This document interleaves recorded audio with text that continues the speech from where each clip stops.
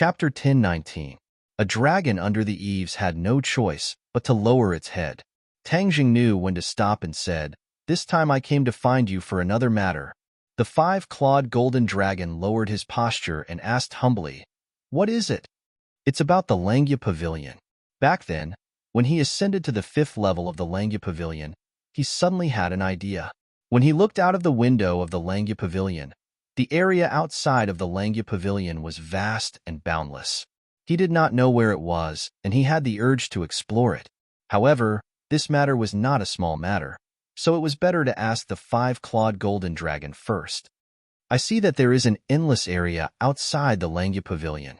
What is that place?" The five-clawed golden dragon was startled. He stared straight at Tang Zheng and asked warily, "Why do you ask this question?" "I just happened to see it and suddenly had an idea. Before we enter the Langya Pavilion, we are told not to go to other areas except for the Langya Pavilion. I actually forgot to tell you about this." The five-clawed golden dragon said with lingering fear, "We can't go to those areas? Why? I think that area is not small. Maybe there are other things." Tang Zheng asked puzzledly. "This is the rule of the Dragon Clan. All the Dragon Clan disciples must abide by it. Why do you ask so many questions?" The five-clawed golden dragon said with dissatisfaction. Tang Zheng frowned and said in his heart, "What rule of the Dragon Clan? I'm not a Dragon Clan." The Dragon Clan was so afraid of this area, which meant that it was not simple. It seemed that this area was worth exploring. Seeing that he did not say a word, the five-clawed golden dragon's eyes changed slightly. He exclaimed, "You don't want to go to that area, do you? I'm telling you, don't take the risk. Since the Dragon Clan has this rule, it must be for our own good." Seeing that he was so strongly against it, Tang Zheng was even more certain that there was something fishy about it. So he said, "Has no one ever been there before? Anyway, I've never heard of it. Your dragon god's secret art has now been cultivated to the 5th level. You can climb to the 5th floor. Moreover, your cultivation has greatly increased, and breaking through to the 6th level of the dragon god's secret art is just around the corner. Why do you want to think about those illusory things?" The five-clawed golden dragon said earnestly. Tang Zheng looked at the five-clawed golden dragon suspiciously. Why was he so agitatedly objecting? Could there be some hidden reason? In the final analysis, he didn't completely trust the five-clawed golden dragon in the bottom of his heart. That was why he had such concerns. He chuckled and said non-committally, "It's been a month since I last entered the Langya Pavilion. I'll go in again now." After he finished speaking, he sat down cross-legged. Xiao Bai immediately stood guard beside him. He glared fiercely at the five-clawed golden dragon as if to say, "Don't you have any bad ideas? I'm here." Tang Zheng's consciousness had already entered the dragon seal. The towering Langya Pavilion was right in front of him. He raised his head and glanced at it. He didn't walk in. Instead, he turned around and walked in another direction. In the end, he still decided to explore this area. Apart from the Langya Pavilion, the other places seemed to be shrouded in fog. He couldn't see the specific appearance at all. Tang Zheng walked straight into the fog. He didn't know how long he had walked. He looked around and couldn't distinguish the direction. He leaped high into the air. He was dozens of meters high, but he still couldn't break free from the fog. The fog was still heavy in all directions. This was inside the dragon seal. He was just a wisp of consciousness. He couldn't fly on his sword. He could only continue to move forward. Suddenly, he stepped on air and fell down involuntarily. He couldn't help but scream. He was about to cast a spell to stop, but he found that he was falling too fast. He couldn't stop at all. Bang! With a muffled sound, he fell heavily to the ground. However, he didn't hurt himself. He quickly got up and looked around. There was no fog around him. Everything was very clear. But when he looked up, his whole body trembled. He looked at the scene in front of him as if he had seen a ghost. The Langya Pavilion. He couldn't help but shout, "Why am I back in the Langya Pavilion? I'm clearly falling down. The Langya Pavilion should be above me." He subconsciously looked up. The sky was gray, and he couldn't see anything. Only the Langya Pavilion in front of him was clear. However, the Langya Pavilion was very strange. It didn't stand toward the sky. Instead, it was an inverted triangle. The floors were downward as if they were suspended on the ground. The three big words Langya Pavilion on the plaque left a deep impression on him. Tang Zheng definitely would not recognize it wrongly. This was the Langya Pavilion. But why did he come back? Could it be that he was going around in circles again? No, this was not the world of spirits and souls. How could there be a ghost going around in circles? Moreover, the Langya Pavilion was upside down. He was confused. He turned his head and looked around. Without the fog, he could see the end at a glance. It was completely different from what he saw before. He scratched his head. He was very troubled. Since there was no way out outside, he might as well enter the Langya Pavilion. He strode into the Langya Pavilion, but just as he entered the first floor, he couldn't help but stop. This was because the first floor was completely different from what he saw before. It was empty. There was nothing. However, when his feet landed on the ground, the scene suddenly changed. There was an earth-shattering change. It was not empty. A huge forest of steels immediately appeared in front of him. A forest of steels. Tang Zheng's eyes widened. He stared at the forest of steels that suddenly appeared. Since it was called a forest, it was enough to show that there were many steels. There was not a single word on the steels. They were smooth, but they gave off a very solemn feeling. This looks like a tombstone, Tang Zheng muttered to himself after observing for a while. Why were there so many tombstones in the Langya Pavilion? Who was the one buried here? Tang Zheng's hand gently touched the tombstone. A cold feeling came from his palm. A ray of light rose from the tombstone, and a familiar aura spread. Dragon's might! Tang Zheng exclaimed in disbelief. As soon as he finished speaking, a ray of light rose from the tombstone and formed a golden dragon in midair. It flew around the forest of steels, then fell into the tombstone and disappeared. Tang Zheng stared blankly at this scene. What's going on? Why did a dragon fly out of the tombstone? He placed his hand on another tombstone. Just like before, a ray of light flew up and intertwined to form a dragon. Then, it flew into the tombstone again. Tang Zheng's breathing involuntarily quickened. He stared at the forest of steels as if he wanted to see through the mystery. A thought flashed through his mind, and he seemed to be deep in thought. Could these dragons be the ones buried below? Aren't they already dead? Why are they still here? Are they dragon souls with remnant souls? Since so many dragons were buried here, he shouldn't disturb them. Thus, he quietly stepped onto the stairs that led to the second floor. After he stepped onto the stairs, the scene on the first floor changed. The forest of tombstones disappeared, and it became bare again. Looks like I have to be inside to see the forest of tombstones. Dragons have such a long lifespan. I didn't expect that so many of them would die. When he walked all the way down to the entrance of the second floor, it was still empty in front of him. However, when he stepped into it, everything changed again. It was still the forest of tombstones, but there were many fewer tombstones. This time, he didn't touch the tombstones and let them rest here. Could it be that this whole building is a tomb, and countless dragons are buried here? He suddenly wondered, but no one answered his question. He went down to the third floor, and it was still the same tombstones. It was the same on the fourth floor. When he walked to the fifth floor, he finally found a special feature. The lower he went, the fewer tombstones there were. Especially when he reached the fifth floor, there were only about 100 tombstones. He stopped and looked at so many tombstones and sank into deep thought. If it was a normal person, they would probably be very scared when they fell into so many tombstones. However, Tang Zheng didn't feel much fear. He just felt that it was very strange. Why would such a situation occur here? Although the two Langya Pavilion had the same name, the things inside were completely different. This was a tomb, but the ones buried inside were all dragons, unlike the prehistoric heavenly tomb that not only had humans, but also demonic beasts. He looked at the stairs leading to the sixth floor and directly walked over. Since he was here, he had to find out what was below. He couldn't give up halfway. Bang!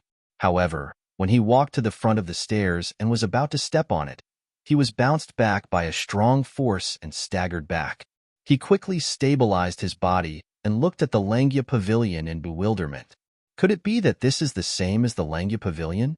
If the Dragon God method doesn't reach the corresponding level, it won't be able to reach the corresponding floor? Please, this is just a tomb. Why would there be such strict rules?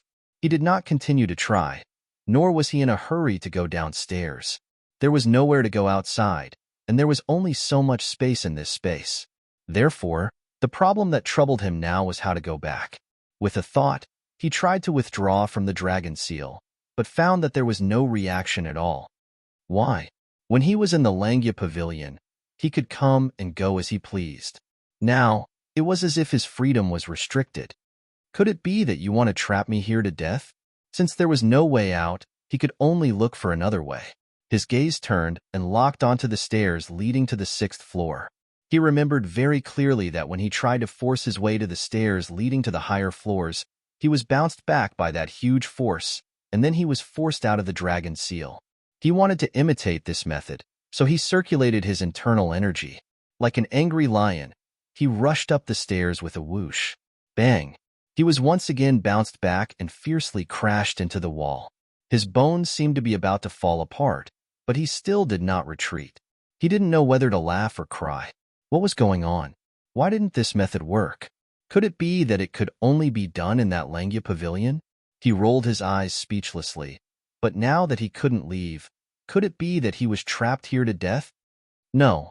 Every time I come to the Langya pavilion, there is a time limit. As long as the time is up, I can definitely leave automatically. He had a flash of inspiration and finally thought of this. Therefore, he was not in a hurry. He simply sat down, glanced at the tombstone, and then began to cultivate without any distractions. Cultivating in the Langya pavilion was twice the result with half the effort, so he could not let go of this good opportunity. Moreover, waiting was very boring. He silently circulated his power, especially the dragon god method, which was circulating on its own. The 5-clawed golden dragon in his glabella began to dance. Chapter 10:20. The tombstone lit up and soared into the air, turning into a golden dragon. However, this time, the golden dragon did not hover in the air, but directly swooped down towards Tang Zheng. Puff! The golden dragon flew into Tang Zheng's body and disappeared without a trace. Tang Zheng's entire body trembled. He also discovered this point and was shocked. The dragon soul entered the body. The dragon soul quickly turned into energy, turned into a powerful dragon chi, and quickly fused into his 8 extraordinary meridians. However, even more dragon chi rushed into the dragon seal and fused into the body of the 5-clawed golden dragon. In an instant, the 5-clawed golden dragon blossomed with a golden light. Tang Zheng was completely bathed in the golden light, like a dazzling golden man. He immediately realized something and hurriedly activated the dragon god's secret art. A series of mysterious concepts spread out, and the dragon chi in his body rose steadily. The 5-clawed golden dragon gradually changed, and the 6th dragon claw grew out of it. He looked at this scene in disbelief. He was both shocked and amazed. The dragon soul could actually help him improve the dragon god's secret art. When the 6th dragon claw completely grew out, he had completely leveled up to the 6th level of the dragon god's secret art. He suddenly opened his eyes and looked at a tombstone beside him. The dragon soul just now flew out from it. He looked at the other tombstones. Without a doubt, there were also dragon souls in those tombstones. He suddenly had a thought. Could he absorb the dragon souls of the other tombstones? He stretched out his hand and was about to activate the dragon god's secret art when suddenly, the world spun and the scene in front of him changed. The forest of tombstones disappeared, and he returned to reality. Looking at the group of Xiao Bai and the other two looking at him with burning eyes, he stood up unhurriedly. What did you do? The 5-clawed golden dragon asked anxiously. Tang Zheng looked at him indifferently and asked, What do you think I did? How would I know? Just now, your entire body erupted with a ball of golden light, and your dragon chi soared. Furthermore, your dragon god mantra has actually broken through to the 6th stage. What exactly did you do? How did you do it? The 5-clawed golden dragon impatiently asked, mainly because the strange phenomenon just now was too shocking. Little White and Scarlet Moon were also looking at Tang Zheng curiously, unable to take their eyes off him. Tang Zheng smiled faintly and said, Do you really want to know that much? Of course. I was cultivating the dragon god technique in the Langya pavilion. Didn't you say that the dragon god technique was about to break through? I coincidentally broke through this threshold. So what's so strange about that? Tang Zheng asked with a smile. The five-clawed golden dragon thought for a while and shook his head. No. It doesn't make sense for your body to suddenly have such a powerful dragon chi. Tang Zheng shivered. This five-clawed golden dragon's eyes were indeed shrewd. He actually saw through this. Oh, then what do you think is going on? Tang Zheng asked with a smile that was not a smile. The five-clawed golden dragon thought for a long time. He looked at Tang Zheng from head to toe, as if he wanted to see through him. However, in the end, he shook his head helplessly. I don't know, but you should know very well. Is that so? Tang Zheng smiled meaningfully. What should I know? Where did that dragon chi come from? I was in the Langya Pavilion. Where do you think my dragon chi came from? Tang Zheng asked back. How would I know? Tang Zheng raised his eyebrows. He did not know if the five-clawed golden dragon was telling the truth. There was no doubt that there was another place outside the Langya Pavilion. However, the five-clawed golden dragon had always warned him not to go anywhere. This made Tang Zheng very suspicious. He wondered if the five-clawed golden dragon knew about the existence of another Langya Pavilion. Then let me ask you another question. I'm sure you know very well. Tang Zheng changed his way of thinking and chose a roundabout strategy. What question? How will the dragons be settled after they die? The five-clawed golden dragon looked at Tang Zheng suspiciously and asked, Why do you want to ask this question? This is not a very secretive question, is it? Tang Zheng asked back. He stared at him with a burning gaze, trying to distinguish whether his reaction was real or fake. The five-clawed golden dragon said, Of course the dragons are buried after they die. They are buried in the ground for peace. It's no different from you humans. Then where are they buried? That depends on their own wishes. Won't they be buried together? Why do they have to be buried together? The five-clawed golden dragon's rhetorical question surprised Tang Zheng. Moreover, it did not seem to be lying. However, why would so many dragons be buried together in the Langya Pavilion? This was too abnormal. He really wanted to tell the five-clawed golden dragon about his discovery, but he took a deep breath and held back. He continued to ask, Then after the dragons die, will there still be a dragon soul? The five-clawed golden dragon raised his head high and proudly said, The dragons are very different from you humans. After you humans die, your soul will enter the ghost realm, but we dragons will not. Our dragon soul will not be destroyed, but after we are buried, the dragon soul will be buried together in the cemetery to rest in peace. Tang Zheng was suddenly enlightened, and his heart gradually understood. So that was how it was. The dragon souls on the tombstones were the souls of the dragons buried there, but the dragon souls were not destroyed and were also buried there. But why could he absorb those dragon souls? Could it be that everyone could absorb dragon souls? He thought for a while and asked, I guess there must be a lot of dragon chi in the dragon soul, right? Of course. The five-clawed golden dragon nodded.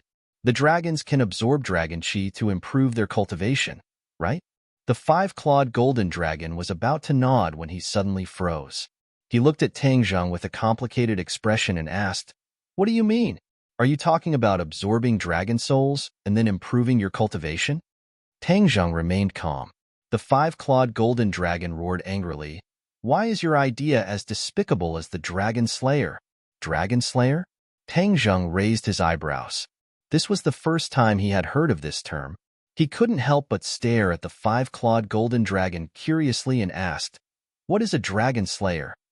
A group of despicable and shameless guys. The five-clawed golden dragon wanted to say something but hesitated.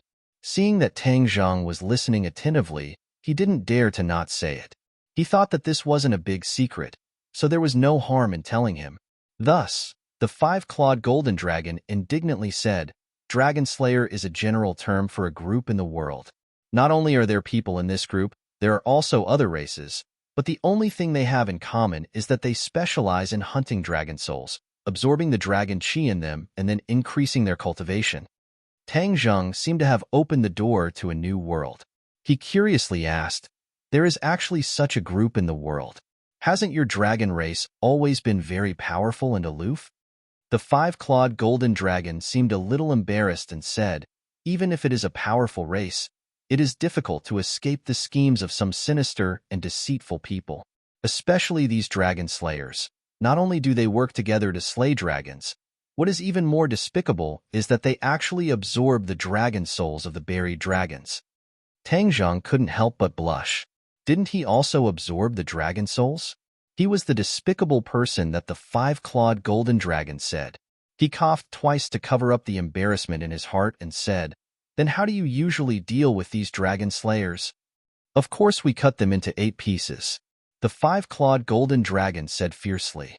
Tang Zheng felt a chill run down his spine, but he pretended to be calm and said, "Where are these dragon slayers?" "The dragon slayers are very cunning. In the past, it was because we were unwilling to be disturbed that a portion of our dragon race left our homeland to find a new place to live. I came to this world with the other clansmen, but in the end we found out that this was not our paradise, so we naturally left."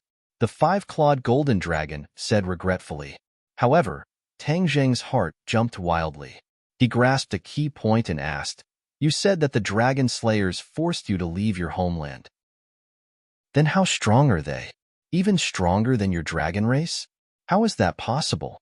Panic flashed through the five-clawed golden dragon's eyes as he denied it.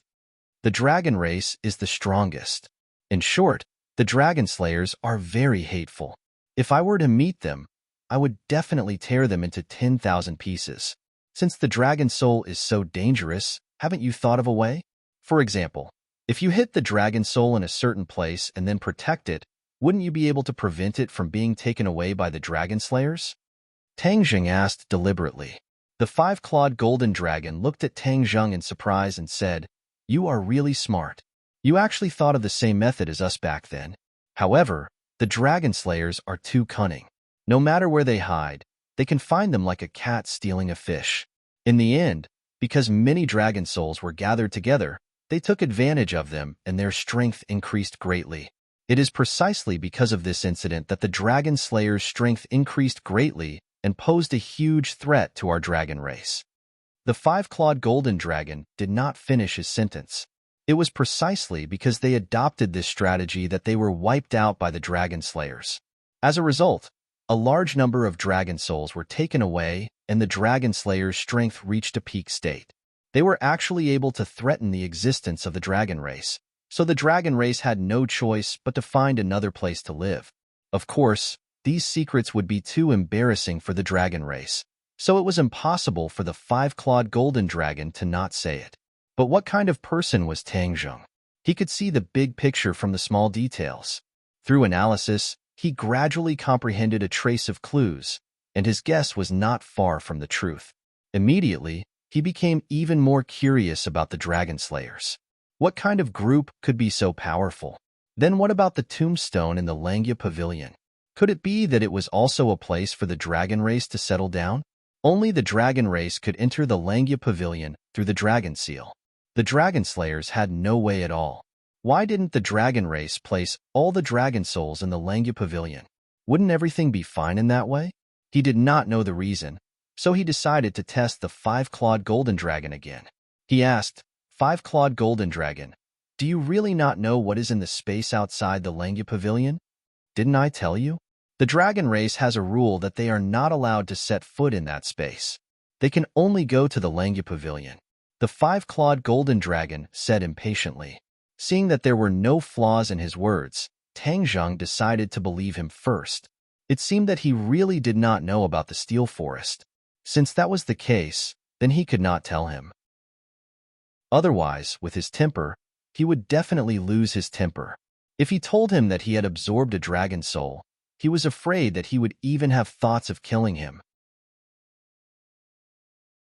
Chapter 10:21.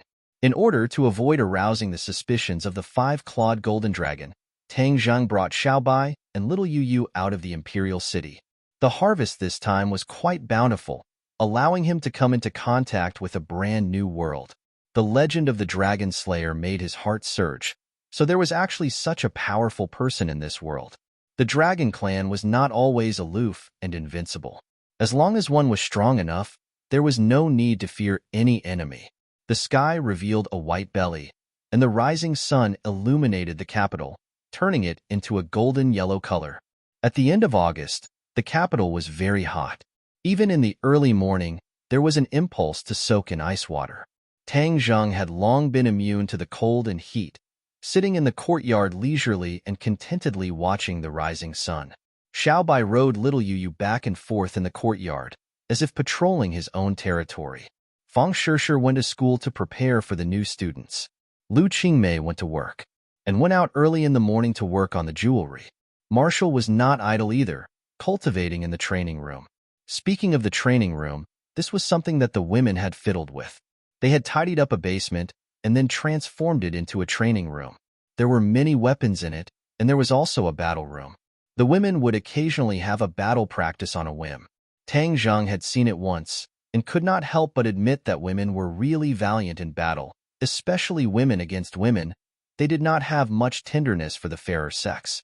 In their words, the practice should be like actual combat, real swords and real spears, so that they could display their proper level in the face of battle.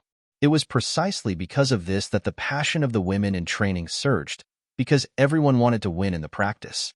If they failed, they would definitely think of a way to get back their face next time.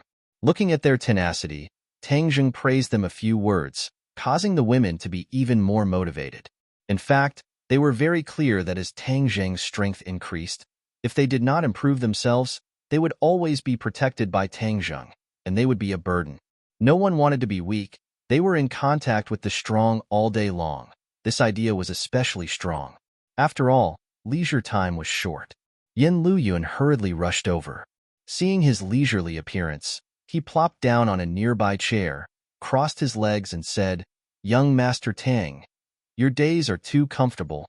Tang Zheng looked at him with a smile and said, "You're the young master of the Yin family. Don't tell me you're having a hard time?" "Of course. You don't know how busy I am these days." "Oh, why?" Yin Luyuan stared at Tang Zheng with wide eyes and said, "Why? It's all because of you. Don't you want to find the whereabouts of the Azure Dragon Hall's High Lord? How could we dare to be negligent? We practically turned the entire capital upside down." "Oh, what did you find?" Tang Zheng asked curiously. "Don't you know who I am? I've been busy for so long. If I didn't find anything, how could I have the nerve to come see you?" "Of course I found something," Yin Luyuan said proudly. He and Tang Zheng had already become very familiar with each other. He was not as cautious as the elders in his family. Instead, his relationship with Tang Zheng was getting closer and closer. Tang Zheng laughed involuntarily. "Don't keep me in suspense. I've worked so hard for so long. How could you not let me show off a little? All right, since you're so impatient, I'll tell you. The High Lord's whereabouts are very mysterious. We couldn't find him, but we found the whereabouts of another person." "Who?" "Grandma Li. It's her." Tang Zheng was shocked. When Grandma Li returned to the Li Palace, she did not obtain any benefits. In the end, she took a few disciples and fled. He did not expect that she would come to the capital. Yes, this Granny Li is an expert. If it were in the past, we really wouldn't have dared to target her. But things are different now. With an expert like you, even the Li Palace's palace master has fallen from his altar. Don't be ridiculous. Where is Grandma Li now?" "Guess." Tang Zheng rolled his eyes. "I'm not a fortune teller. Do you think I can predict it with my fingers?" "All right, I'll tell you. She went to Ji Wuxiang's Go Club. Fortunately, you reminded us many times to pay attention to this Go Club, so we were able to find this out by waiting for her." "Go Club?" Tang Zheng was shocked. Why did Grandma Li go to the Go Club? Could it be that she had a connection with Ji Wuxiang? Tang Zheng had always been on guard against Ji Wuxiang. The main reason was that this person was too bizarre, so he had no choice but to guard against him. When a person hid themselves too deeply and too secretively, it was usually because there was something that could not be revealed. Ji Wuxiang was like this. He had such great power, but he was like an invisible person. This made Tang Zheng unable to understand him, so he naturally did not dare to underestimate him.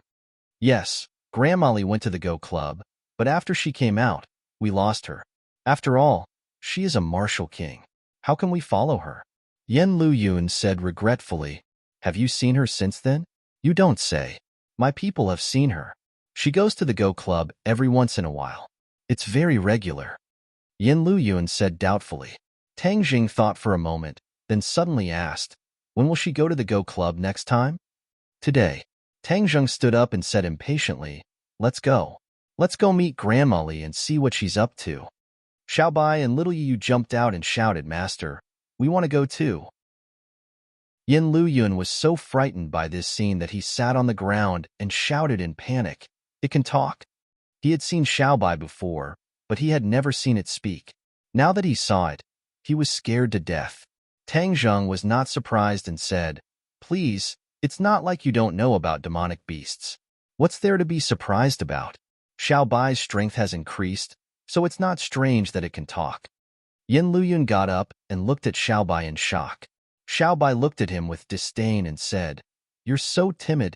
Yin Luyun did not know whether to laugh or cry. He was being looked down upon by an animal. Then who is it? Yin Luyun pointed at the scarlet lunar beast and asked, you're not a zoologist, so don't get to the bottom of it. Xiaobai, you and Little Yu stay at home and don't run around. I'm going out for a bit. Tang Jing instructed. Xiaobai did not force him and obediently rode Little Yu to the side. Yin Luyun looked at their backs and sighed. Your animals have all become spirits. The people who come to your house must have a good heart. Otherwise, they will be scared to death. The two of them came to a secret spot on the street opposite the Go Club. The people guarding the place quickly came to welcome them. Is she here? Yin Luyun asked. Reporting to young Master Yin, she hasn't arrived yet, but she should be here soon. She's here. Tang Zheng suddenly interrupted the two of them and stared at a figure in the distance. This person was Grandma Li. She did not have any makeup on and swaggered into the Go Club. It's really her. Tang Zheng was all too familiar with Grandma Li. A person's face could be changed, but it was extremely difficult to change their temperament. What should we do? Yin Luyun asked. Tang Zheng looked at the door of the Go Club from afar and said, let's go in too. Just like that? Yin Luyun asked in surprise, shouldn't we be following her and investigating her real purpose? Hee, Grandma Li has many tricks up her sleeve. Even I don't have absolute confidence that I can follow her. In that case, to prevent her from escaping, why don't we go in and block her and see what she's doing in the Go Club? Tang Zheng said. Seeing that he had made up his mind, Yin Luyun also nodded happily. Okay, let's go in together. Ever since I heard you say that this Go Club is not simple, I really want to go in and investigate. Then let's take a good look this time and see what kind of medicine Ji Wuxiang is selling in his gourd, Tang Jing said. The two of them strode towards the Go Club. The doorman did not stop the two of them, but recognized them and greeted them warmly. Would the two of you like to play a game? The doorman led the two of them in and asked respectfully. Tang Zheng did not speak and secretly spread out his divine sense. He immediately found Grandma Li's aura and said, we're looking for someone. After saying that, he walked straight in the direction of Grandma Li. The doorman's face immediately changed and he said, there are all Go friends here. Who are the two of you looking for? I'll go inform them. It's none of your business, Yin Luyun said impatiently. He and Tang Zheng strode into the hall and saw Grandma Li from afar. And standing opposite her was a man, Ji Wuxiang. Tang Jing and Yin Luyun looked at each other. Neither of them had expected to see Ji Wuxiang, whose whereabouts were uncertain, in the Go Club. Grandma Li, I know your strength, but I am a person who stands aloof from worldly affairs. I like to play Go, and I have no interest in the grand plan you speak of. From afar, they heard Ji Wuxiang's voice full of vigor and politeness. No matter what, he always seemed to be like this, neither hot nor cold, very gentlemanly. President Ji, I'm giving you a chance. The backer behind you is already in a precarious situation. Do you really think you can protect yourself in the future troubled times? I'm showing you the right way. Don't be so ungrateful. Others may be afraid of you, but I, Grandma Li, am not. Grandma Li's attitude was obviously very bad, and her tone was unkind. Ji Wuxiang did not get angry and said gently, of course I know Grandma Li's ability very well. You're not exaggerating at all. But I, Ji Wuxiang, only want things to go according to my heart. If they don't go according to my heart, I won't agree even if I have to die. Grandma Lee sneered. Go according to your heart. You have a backbone. If you die, let's see how your heart will go. I am a person who is afraid of death, but I also want to follow my heart. Isn't there a way to get the best of both worlds? Ji Wuxiang sighed and said helplessly. Grandma Li's face became ferocious, and she said, How can there be such a good thing in the world? I've come to find you time and time again because I thought you were a smart person. I wanted to save your life and point out a clear path for you. Now it seems that you refuse to realize your error, so don't blame me for being ruthless. Chapter 1022. Tang Jing and Yin Luyun were very surprised to see this scene. They had thought that both sides were in cahoots, but it turned out that Granny Li wanted to force Ji Wuxiang to submit. There was no doubt that Ji Wuxiang had a lot of power, and Granny Li probably wanted to take his resources for her own use. After all, Li Palace was no longer the same as before, and she was almost a commander without an army.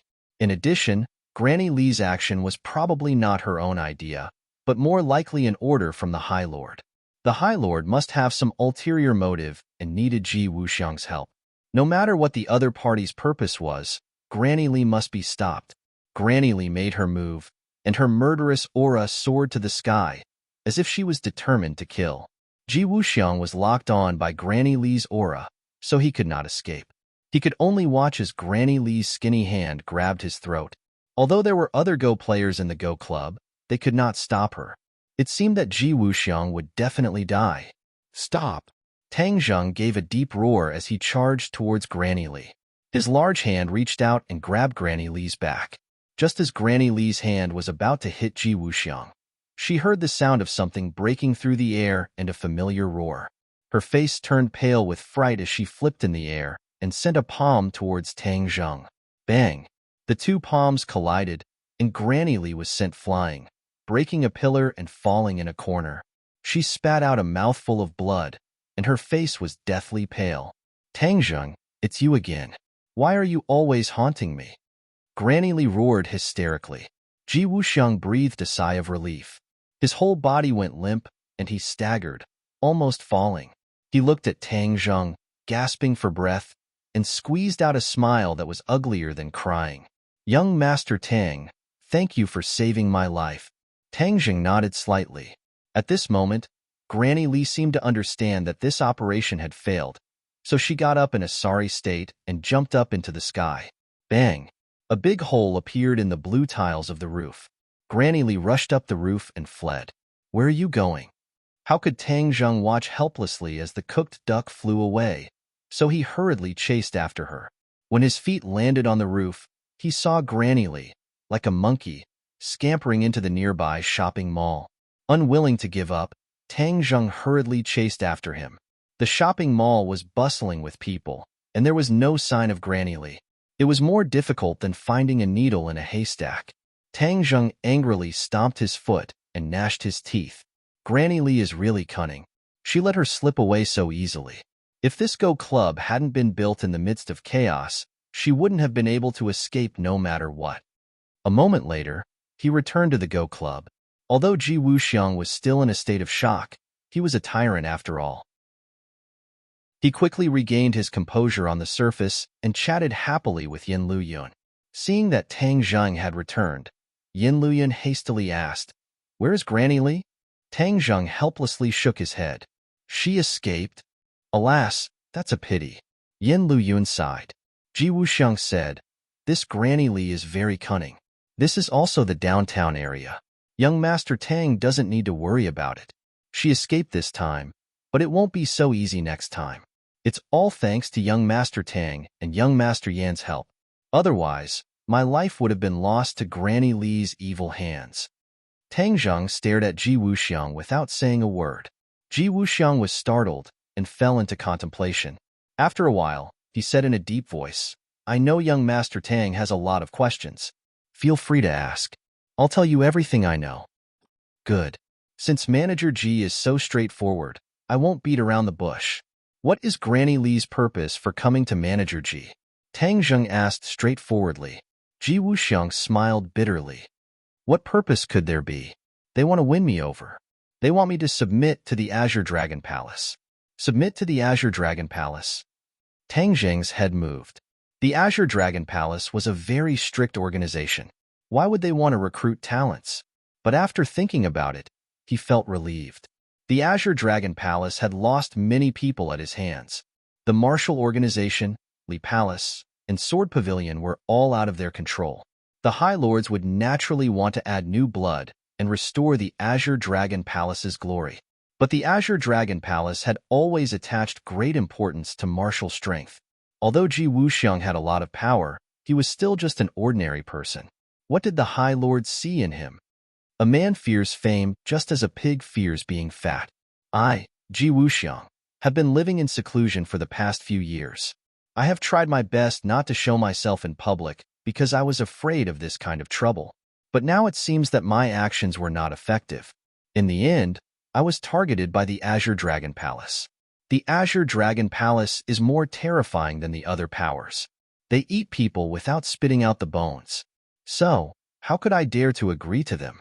Ji Wuxiang was very bitter as he sighed. Tang Zhang stared straight at Ji Wuxiang as if he wanted to discern the truth in his words. But he could not find a single flaw. Director Ji, if I may ask, what did the Azure Dragon Palace see in you when they asked you to submit? Tang Jing asked without any trace of politeness. Ji Wuxiang was slightly startled. He hesitated as his expression flickered. Tang Jing's head trembled. His face was gloomy as he unhappily said, Director Ji, if you still have any misgivings, then we will take our leave. As for the matters between you and the Azure Dragon Palace, I will no longer ask about it. Ji Wuxiang seemed to have been poked in his weak spot. He quickly stood up and said, Young Master Tang, you misunderstand. How could I have misunderstood anything? I will say it. Tang Zheng coldly laughed. If I don't force you, you will continue to pretend. I guess the Azure Dragon Palace has taken a fancy to my Go Club, Ji Wuxiang weakly said. Go Club? Tang Jing and Yin Luyun looked at each other in confusion. This was just an ordinary Go Club. Why would the Azure Dragon Palace take a fancy to it? Ji Wuxiang smiled and said, I did not tell you two the truth before. Actually, this Go Club is not as simple as you think. What you see is only the surface. Oh, then I am interested to hear more. Tang Zheng's sword-like eyebrows rose as he said with interest, I don't know if you two still remember the words I said last time. The world is a Go game. Ji Wuxiang asked. Tang Jing thought for a moment and nodded. I still have a bit of an impression. Yin Luyun had long forgotten, but there was nothing wrong with these words. He did not understand why Ji Wuxiang would mention these words again. The world is a Go game. Each of us is a Go piece. If we can comprehend the profound meaning of this Go game, then we can play this Go game. Ji Wuxiang spoke tirelessly. Tang Jing nodded inwardly. He still had a bit of an impression of these words. At the time, he thought that they were exaggerations, but now it seemed that there was a deeper meaning to them. I have been obsessed with Go since I was young. These years, I have spent a great deal of energy studying Go. Finally, I have made some progress and comprehended the profound meaning of the Go game. Last time, you also saw that the Go pieces of my Go players are very special. They are as heavy as 1,000 pounds, but in their hands, they can lift them as if they were light. They are no different from ordinary Go pieces. This is because I have comprehended the profound meaning of the Go game. Yin Luyun listened to these mysterious words and felt that it was inconceivable. He could not help but interrupt. Director Ji, we all know that you are very powerful and very smart, but what you said is too mysterious. It sounds like a myth. Myth, huh? Hee hee. Ji Wuxiang gave a deep smile and looked at Tang Jing. Young Master Tang, you are a cultivator. So of course you are aware of the many mysterious techniques and methods cultivators have. Although my words are inconceivable, do you think that they are true? Tang Jing's experience was much more abundant than Yin Luyun's. When he heard these words, he did not deny it and instead said, Director Ji, please continue. Yin Luyun saw Tang Jing's reaction and knew that he believed most of what he said. There was nothing he could do, so he could only continue to listen to Ji Wuxiang talk nonstop. The Go game that I have comprehended is called Heaven's Go. If one is placed in it and is unable to solve the Go game, then they will be trapped in the Go game and never be able to rise again. Ji Wuxiang said. Never be able to rise again? What a big tone. Yin Luyun disapprovingly curled his lips. Tang Zheng's head moved. Could it be that Ji Wuxiang really created this kind of Go game? If the power was as he said, then it was really terrifying. The Heaven's Go game is very complicated and cannot have the slightest mistake. Otherwise, the slightest mistake will lead to a huge error. Only someone who is very familiar with Go games can set up this Go game, and in this world, only I can do it. I don't know how the Azure Dragon Palace got this information, so I guess they came for this Heaven's Go game. Since you have this kind of method, why didn't you resist? Could it be that you want me to just watch as Granny Li kills you? Tang Jing asked. Ji Wuxiang smiled bitterly. How could I resist? The Heaven's Go game is very difficult to set up. It is not something that can be completed in a day or night. How could I have expected that Grandma Li would be so cruel and merciless? She actually wanted to take my life without saying a word. Tang Zhang had been thinking about the flaws in Ji Wuxiang's words. Suddenly, he had a flash of inspiration and noticed the surrounding Go players. Those heavy Go pieces were as light as a feather in their hands. Could it be that they were also proficient in Heaven's Go? Tang Jing immediately asked. Ji Wuxiang gave Tang Jing a thumbs up and sincerely praised. Young Master Tang is really meticulous. You actually thought of this point. You were partly right and partly wrong. Oh, then I want to hear what was right and what was wrong. Without a doubt, Tang Jing's curiosity was completely aroused by Ji Wuxiang. Those Go players are indeed proficient in the way of Heaven's Go, but they are not proficient in it. They only know a part of it. Only by gathering everyone together and coordinating them under my command can I complete the Heaven's Go game. I am the core of the Heaven's Go game. These Go players are the ones I have nurtured for many years. They practice the Heaven's Go game every day so that they can play a role in the future when I set up the Heaven's Go game. Hearing this, Tang Zheng and Yin Luyun couldn't help but look at those Go players with calm expressions. Every Go player needed to be calm when playing, so that they could deal with possible dangers and not lose the game because of their emotions. These Go players were even more so. Chapter 10:23. In the eyes of Tang Zheng and Yin Luyun, these seemingly mediocre and powerless chess players immediately grew in stature. Of course, they couldn't help but look at Ji Wuxiang, who had created this opportunity, in a new light. They finally understood why the Azure Dragon Hall was so eager to rope in Ji Wuxiang. The High Lord probably also understood that he was no match for Tang Zheng, so he placed his hopes on this heavenly chess. Fortunately, they had already arranged for people to be stationed at the Go Club. Otherwise, they definitely wouldn't have discovered this matter, and it was even more likely that the other party would succeed.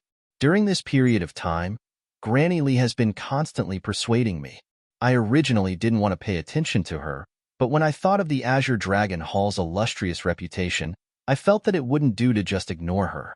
So, I also did some work specifically to target them. Ji Wuxiang's emotions calmed down, and a sneer hung on the corner of his mouth. Oh, what kind of work? Tang Zheng asked curiously.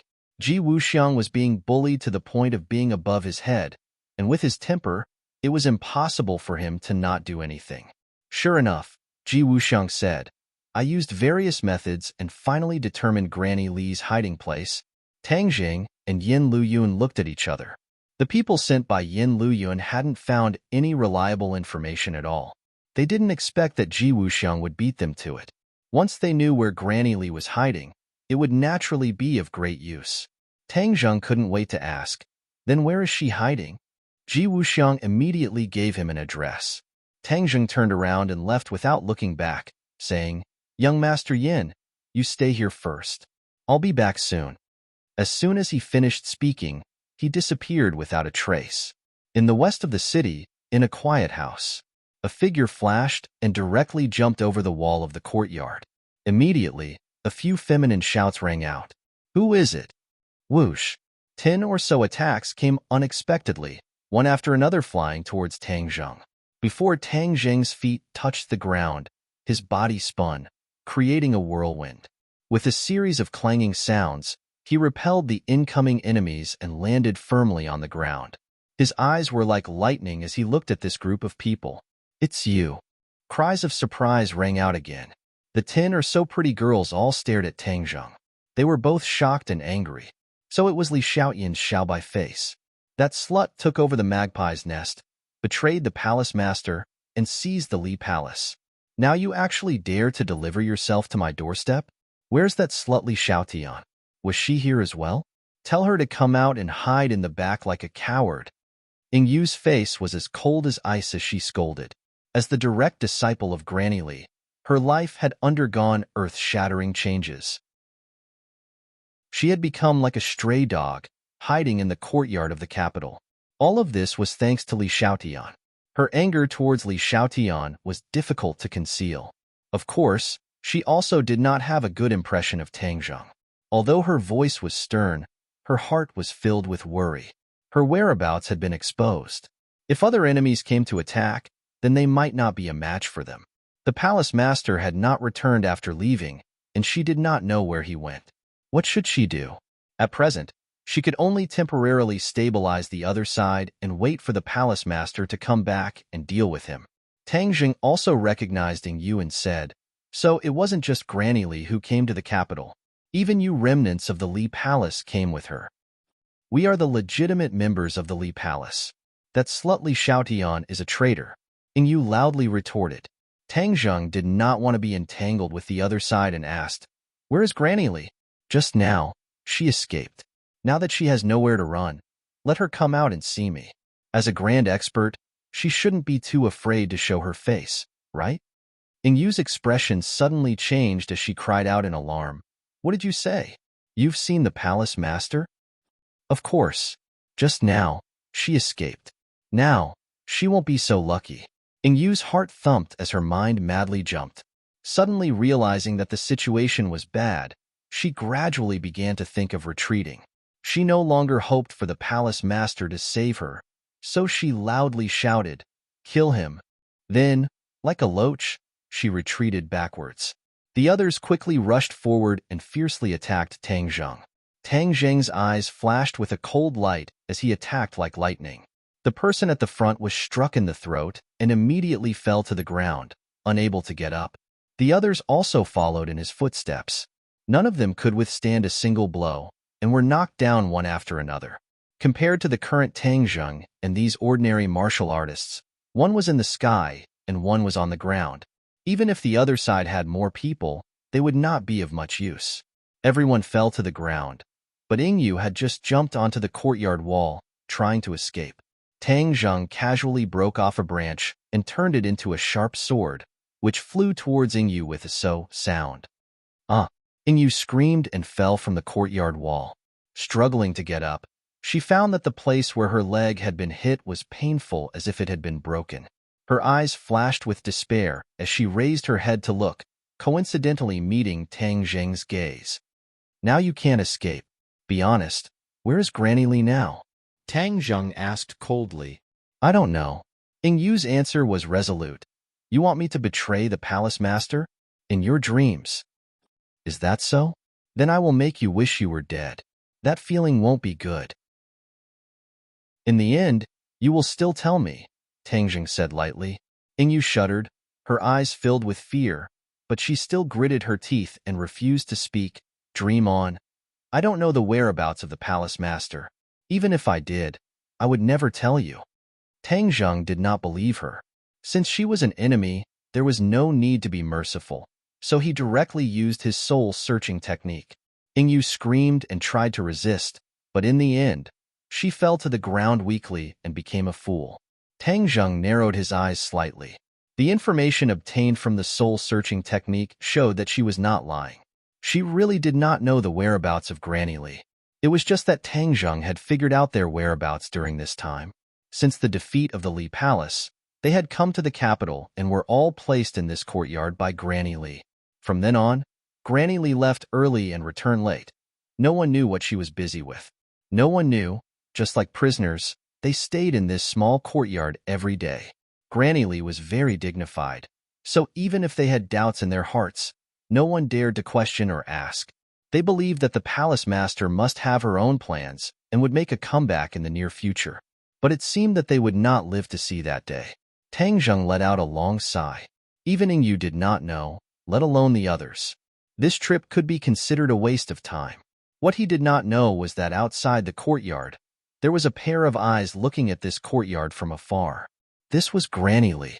On the road, in order to make sure that she had completely gotten rid of Tang Zheng, she deliberately took a long detour and finally determined that there was no tail, so she hurried back. But before she reached the door, she found that Yingyu had jumped up the wall and then fell down with a scream. Granny Lee originally wanted to rescue her, but in the next second, she stopped and glared at the courtyard as if she was about to spit fire. She knew that her disciples had been completely wiped out, so if she rushed in, she would only be throwing her life away. She gritted her teeth, and with a poof, her fingers left long scratches on the trunk of a nearby tree. She took a few deep breaths, suppressing the anger in her heart. Yingyu, I will definitely avenge you, Granny Lee murderously muttered to herself in a low voice, then took a deep look at the courtyard, turned around, and left. Tang Zheng naturally did not know that he had brushed past Granny Lee and returned in disappointment. As for the disciples of the Li Palace, he had left them to the Yin family to deal with. When Ji Wuxiang saw Tang Zheng return, his butt seemed to have been installed with springs, and he jumped up from the chair and anxiously asked, "Young Master Tang, did you catch Granny Lee?" Tang Zheng shook his head. "I didn't see her." She must have known that the matter was exposed, so she ran away and only caught some small fish and shrimps. Ji Wuxiang was extremely disappointed inside. I should have told young Master Tang this news earlier. Perhaps Granny Lee would not have been able to escape. There is no if. Tang Zheng shook his head. Since the Azure Dragon Palace has already set their sights on Chief Ji, with their style of doing things, they will definitely not give up. What does Chief Ji plan to do next? Ji Wuxiang's face was difficult. How can I be a match for the Azure Dragon Palace? Although I have the Celestial Chess, it is very complicated to set up this chess game. It is not something that can be done in a day. So, it seems that I will not be able to escape this calamity. Tang Zheng disagreed. Chief Ji must be joking.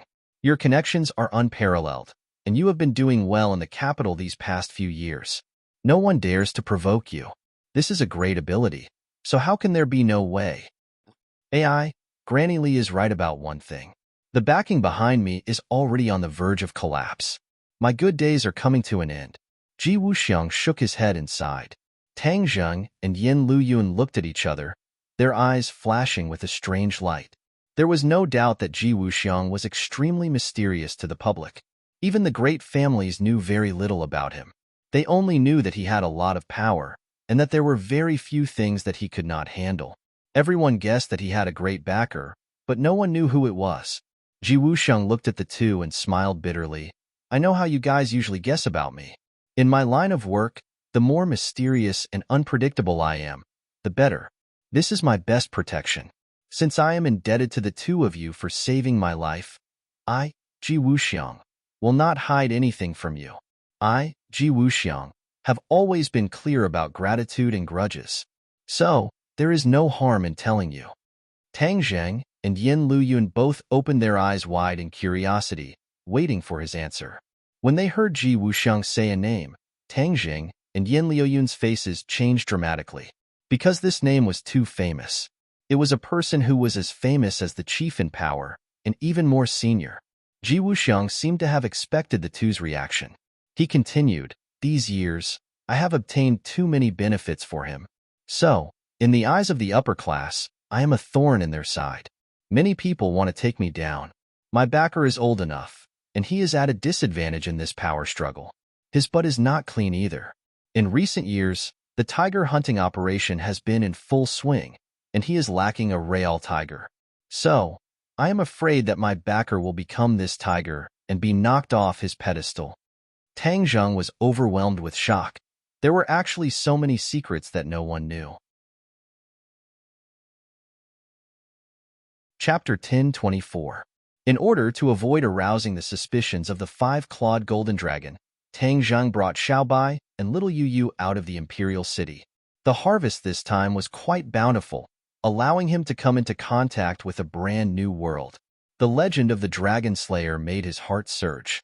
It turned out that there were such powerful people in this world. The Dragon Clan was not always high and mighty and invincible. As long as they were strong enough, there was no need to fear any enemy.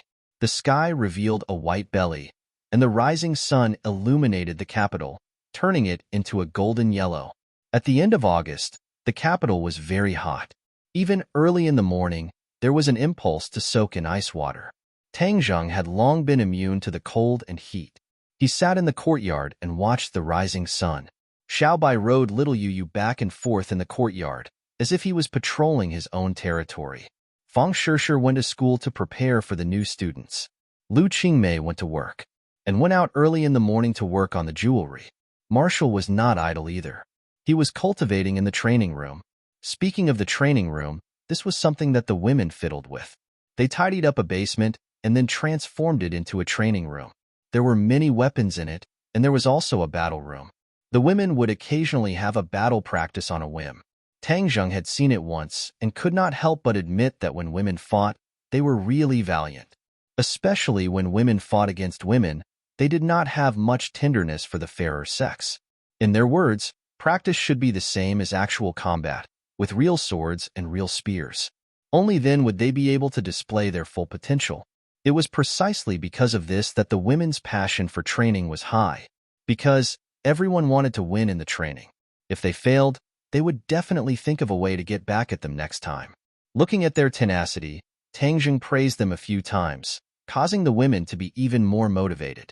In fact, they were very clear that as Tang Zheng's strength increased, if they did not improve themselves, they would always be protected by Tang Zheng. If they were powerless, they would be a burden. No one wanted to be weak. They were in contact with the strong all day long, so this idea was especially strong. After all, leisure time was short. Yen Luyuan hurriedly rushed over. Seeing his leisurely appearance, he sat down on a nearby chair and crossed his legs. "Young Master Tang, your days are too comfortable." Tang Zheng looked at him with a smile and said, "You're the young master of the Yin family. Are you having a hard time?" "Of course. You don't know how busy I've been these days." "Oh, why?" Yen Luyuan stared wide-eyed at Tang Zheng and said, "Why? It's all because of you. Didn't you want to find the whereabouts of the Azure Dragon Hall's High Lord? How could we dare to be negligent? We practically turned the entire capital upside down." "Oh, what did you find?" Tang Zheng asked curiously. "Don't you know who I am?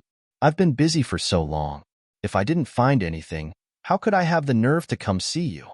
"Of course I found something," Yen Luyuan said proudly. He and Tang Zheng were already completely familiar with each other.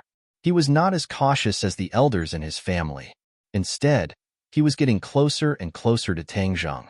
Tang Zheng laughed involuntarily. "Don't keep me in suspense. I've worked so hard for so long. How could you not let me show off a little? All right, since you're so impatient, I'll tell you. The High Lord's whereabouts are very mysterious. We couldn't find him, but we found the whereabouts of another person." "Who?" "Grandma Li. It's her." Tang Zheng was shocked. When Grandma Li returned to the Li Palace, she didn't get any benefits. In the end, she took a few disciples and fled. He didn't expect her to come to the capital. Yes, this Granny Li is an expert. If it was in the past, we really wouldn't have dared to target her. But things are different now. With an expert like you, even the palace master of Li Palace has fallen from the altar. Don't be ridiculous. Where is Grandma Li now?" "Guess." Tang Zheng rolled his eyes. "I'm not a fortune teller. Don't tell me I can figure it out with my fingers." "All right, I'll tell you. She went to Ji Wuxiang's Go Club. Fortunately, you reminded us many times to pay attention to this Go Club, so we were able to find out." "Go Club?" Tang Zheng was shocked. Why did Grandma Li go to the Go Club? Could it be she had a connection with Ji Wuxiang? Tang Zheng had always been on guard against Ji Wuxiang. The main reason was that this person was too bizarre, so he couldn't help but be on guard. When a person hid themselves too deeply and too secretively, it was usually because there was something that couldn't be revealed. Ji Wuxiang was like this. He had such great power, but he was like a transparent person. Tang Zheng couldn't figure him out, so he naturally didn't dare to underestimate him. Yes, Grandma Li went to the Go Club, but we lost track of her after she came out. After all, she's a martial king. How can we follow her? Yen Luyuan said regretfully. Have you seen her since then? You don't say. My people have seen her. She goes to the Go Club every once in a while. It's very regular. Yin Luyun said doubtfully. Tang Jing thought for a moment, then suddenly asked, then when will she go to the Go Club next time? Today. Tang Jing stood up and said impatiently, let's go. Let's go meet Grandma Li and see what she's up to. Xiao Bai and little Yu jumped out and shouted, Master, we want to go too. Yin Luyun was so frightened by this scene that he sat on the ground and shouted in panic, it can talk. He had seen Xiao Bai before, but he had never seen it speak. Now that he saw it, he was really scared to death. Tang Zhang was used to it and said, please, it's not like you don't know about demonic beasts. What's there to be surprised about? Xiao Bai's strength has increased, so it's not strange that it can talk. Yin Luyun got up and looked at Xiao Bai in shock. Xiao Bai looked at him with disdain and said, so cowardly. Yin Luyun didn't know whether to laugh or cry. He was being looked down on by an animal. Then who is it? Yin Luyun pointed at the scarlet lunar beast and asked, you're not a zoologist, so don't get to the bottom of it. Xiao Bai, you and little you stay at home and don't run around. I'm going out for a bit. Tang Jing instructed. Xiao Bai didn't force him and obediently rode little Yu to the side. Yin Luyun looked at their backs and sighed. The animals in your house have all become spirits. The people who come to your house must have a good heart. Otherwise, they'll be scared to death. The two of them came to a secret spot on the street opposite the Go Club. The people who were waiting there quickly came to welcome them. Is she here? Yin Luyun asked. Reporting to young Master Yin, she hasn't arrived yet, but I think she'll be here soon. She's here. Tang Zhang suddenly interrupted the two of them and stared at a figure in the distance. This person was Grandma Li. She didn't put on any makeup and swaggered into the Go Club. It's really her. Tang Zhang was all too familiar with Grandma Li. A person's face could be changed, but it was extremely difficult to change their temperament. What should we do? Yin Luyun asked. Tang Zhang looked at the door of the Go Club from afar and said, let's go in too. Just like that? Yin Luyun asked in surprise. Shouldn't we be following her and then investigating her real purpose? Haha, Grandma Li has many tricks up her sleeve. Even I don't have absolute confidence that I can follow her.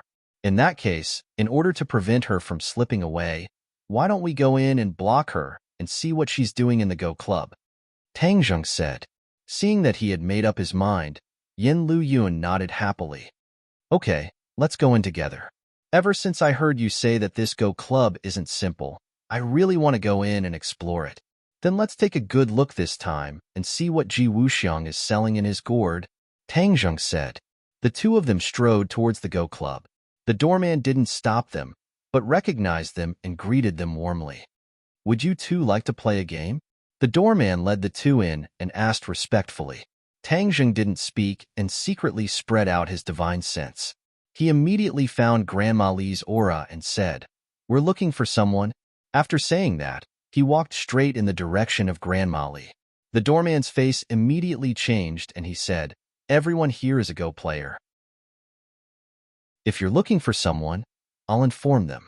It's none of your business, Yin Luyun said impatiently.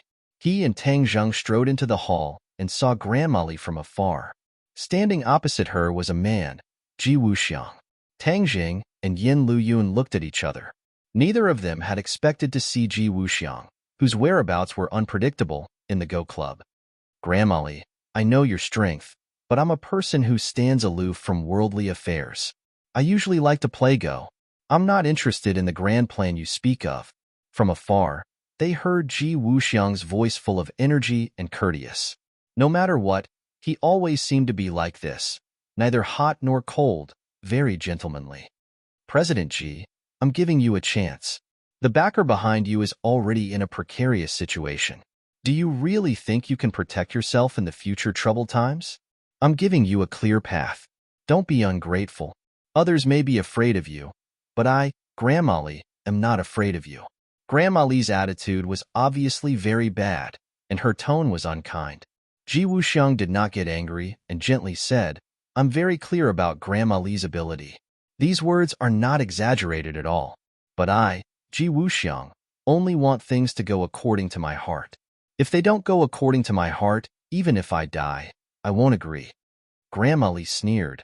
Go according to your heart. You have a backbone. If you die, I'd like to see how your heart will go. I'm a person who is afraid of death, but I also want to go according to my heart. Is there no way to get the best of both worlds? Ji Wuxiang sighed and said helplessly. Grandma Li's face became ferocious and said, How can there be such a good thing in the world? I've come to look for you time and time again. I thought you were a smart person and wanted to save your life and point out a path for you. But now, it seems that you're obstinate. Don't blame me for being ruthless. Chapter 10:25. Tang Jing and Yin Luyuan were surprised by this scene. They had thought that the two sides were in cahoots, but it turned out that Granny Li wanted to force Ji Wuxiang to submit. There was no doubt that Ji Wuxiang had a lot of power, and Granny Li probably wanted to take his resources for her own use. After all, Li Palace was no longer the same as before, and she was almost a commander without an army. In addition, Granny Li's action was probably not her own idea, but more likely an order from the High Lord. The High Lord must have some ulterior motive and needed Ji Wuxiang's help. No matter what the other side's purpose was, Granny Li's action must be stopped. Granny Li made her move, and her murderous aura soared to the sky, as if she was determined to kill. Ji Wuxiang was locked on by Granny Li's aura and could not escape. He could only watch as Granny Li's skinny hand reached for his throat. Although there were other Go players in the club, they could not stop her. Ji Wuxiang seemed to be dead for sure. Stop! Tang Zheng gave a deep roar as he charged towards Granny Li. His large hand reached out and grabbed Granny Li's back. Granny Li's hand was about to hit Ji Wuxiang when she heard the sound of something breaking through the air and a familiar roar behind her. She turned pale with fright and flipped in the air, her palm striking at Tang Zheng. Bang! The two palms collided and Granny Li was sent flying, crashing into a pillar and falling in a corner. She spat out a mouthful of blood, and her face was deathly pale. Tang Zheng, it's you again. Why are you always haunting me? Granny Li roared hysterically. Ji Wuxiang breathed a sigh of relief. His whole body went limp and he staggered, almost falling down. Panting, he looked at Tang Zheng and squeezed out a smile that was uglier than crying. Young Master Tang, thank you for saving my life. Tang Zheng nodded slightly.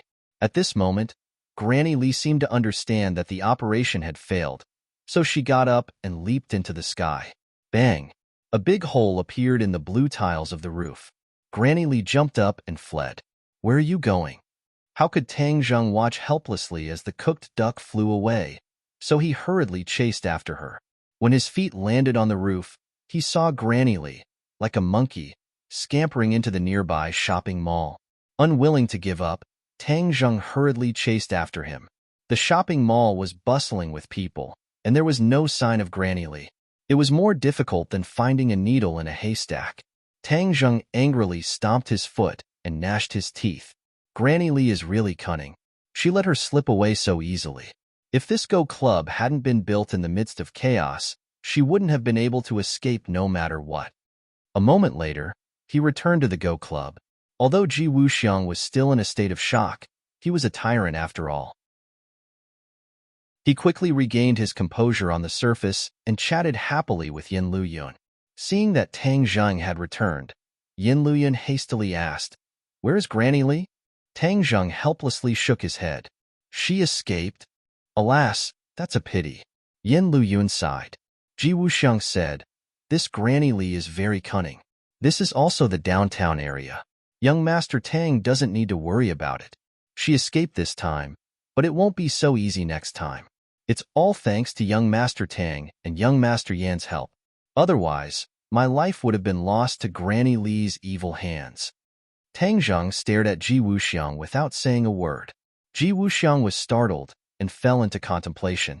After a while, he said in a deep voice, I know young Master Tang has a lot of questions. Feel free to ask. I will tell you everything I know. Good. Since Manager Ji is so straightforward, I won't beat around the bush. What is Granny Li's purpose in coming to Manager Ji? Tang Zheng asked straightforwardly. Ji Wuxiang smiled bitterly and said, What other purpose could there be? They are trying to bribe me. They want me to submit to the Azure Dragon Palace. Submit to the Azure Dragon Palace? Tang Zheng's head moved. The Azure Dragon Palace was a very strict organization. Why would they want to recruit talents? But after thinking about it, he felt relieved. The Azure Dragon Palace had lost a lot of people at his hands. The martial organization, Li Palace, and Sword Pavilion were all out of their control. The High Lords would naturally want to add new blood and restore the Azure Dragon Palace's glory. But the Azure Dragon Palace had always placed great importance on martial strength. Although Ji Wuxiang had a lot of power, he was still just an ordinary person. What did the High Lords see in him? A man fears fame just as a pig fears being fat. I, Ji Wuxiang, have been living in seclusion for the past few years. I have tried my best not to show myself in public because I was afraid of this kind of trouble. Now it seems that my actions were not effective. In the end, I was targeted by the Azure Dragon Palace. The Azure Dragon Palace is more terrifying than the other powers. They eat people without spitting out the bones. So, how could I dare to agree to them? Ji Wuxiang was very bitter as he sighed. Tang Zheng stared straight at Ji Wuxiang as if he wanted to discern the truth in his words. But he could not find a single flaw. Director Ji, if I may ask, what did the Azure Dragon Palace see in you when they asked you to submit to them? Tang Zheng asked without any trace of politeness. Ji Wuxiang was slightly startled. He hesitated as his expression flickered. Tang Zheng's head trembled. His face was gloomy as he unhappily said, Director Ji, if you still have any misgivings, then we will take our leave.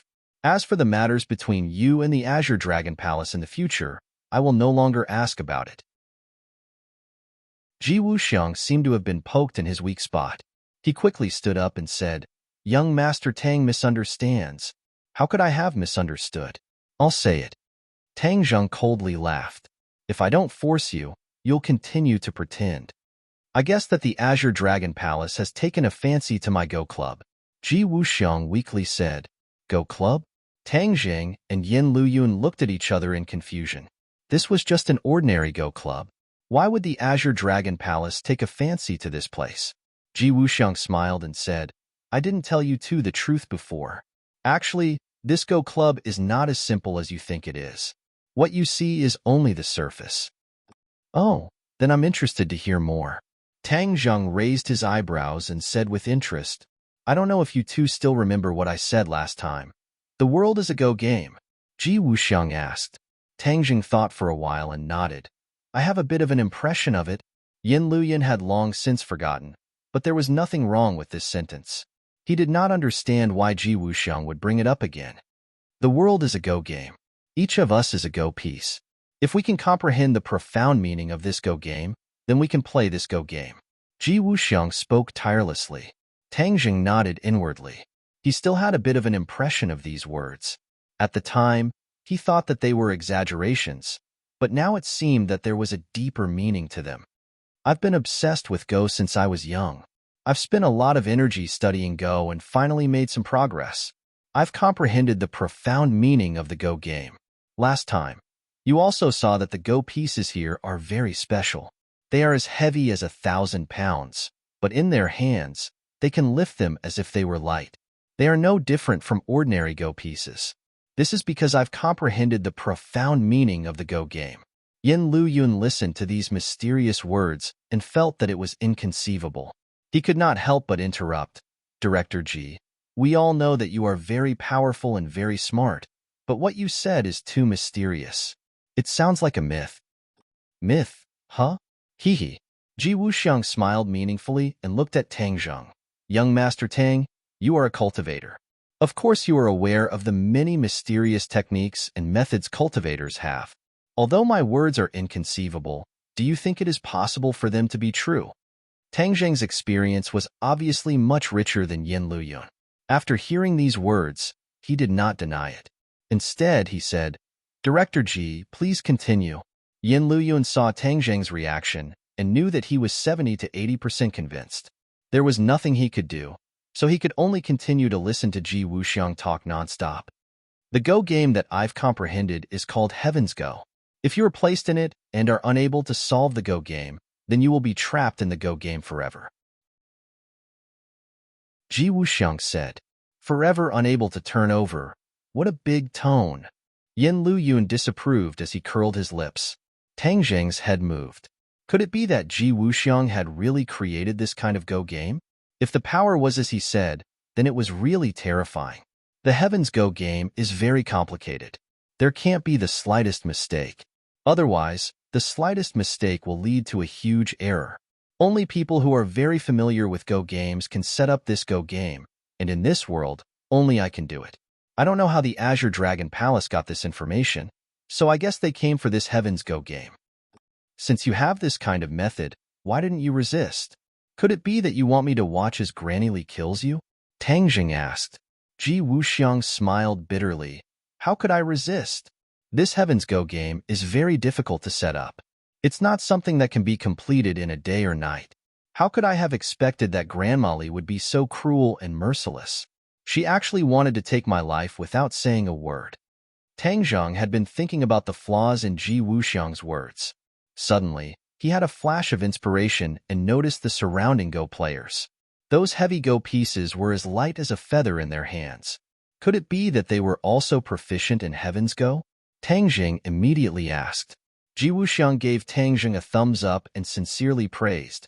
Young Master Tang is really meticulous. You actually thought of this point. You were partly right and partly wrong. Oh, then I'd like to hear what was right and what was wrong. Without a doubt, Tang Jing's curiosity was completely aroused by Ji Wuxiang. Those Go players are indeed proficient in the way of Heaven's Go, but they are not proficient in it. They only know a part of it. Only by gathering everyone together and coordinating them under my command can I complete the Heaven's Go game. I am the core of the Heaven's Go game. These Go players are the ones I have nurtured for many years. They practice the Heaven's Go game every day so that they can play a role in the future when I set up the Heaven's Go game. Hearing this, Tang Zheng and Yin Luyun couldn't help but look at those Go players with calm expressions. Every Go player needed to be calm when playing, so that they could deal with possible crises and not lose the game because of their emotions. These Go players were even more so. Chapter 1026. Tang Zheng did not want to be involved in the power struggle of the upper echelons. He was not interested in the big backer behind Ji Wuxiang and calmly said, Chief Ji is a smart person. Naturally, he will have his own way to deal with the crisis in front of him. Ji Wuxiang smiled embarrassedly. Intelligence alone cannot solve everything. People must have strong strength. Otherwise, it can only be regarded as petty tricks.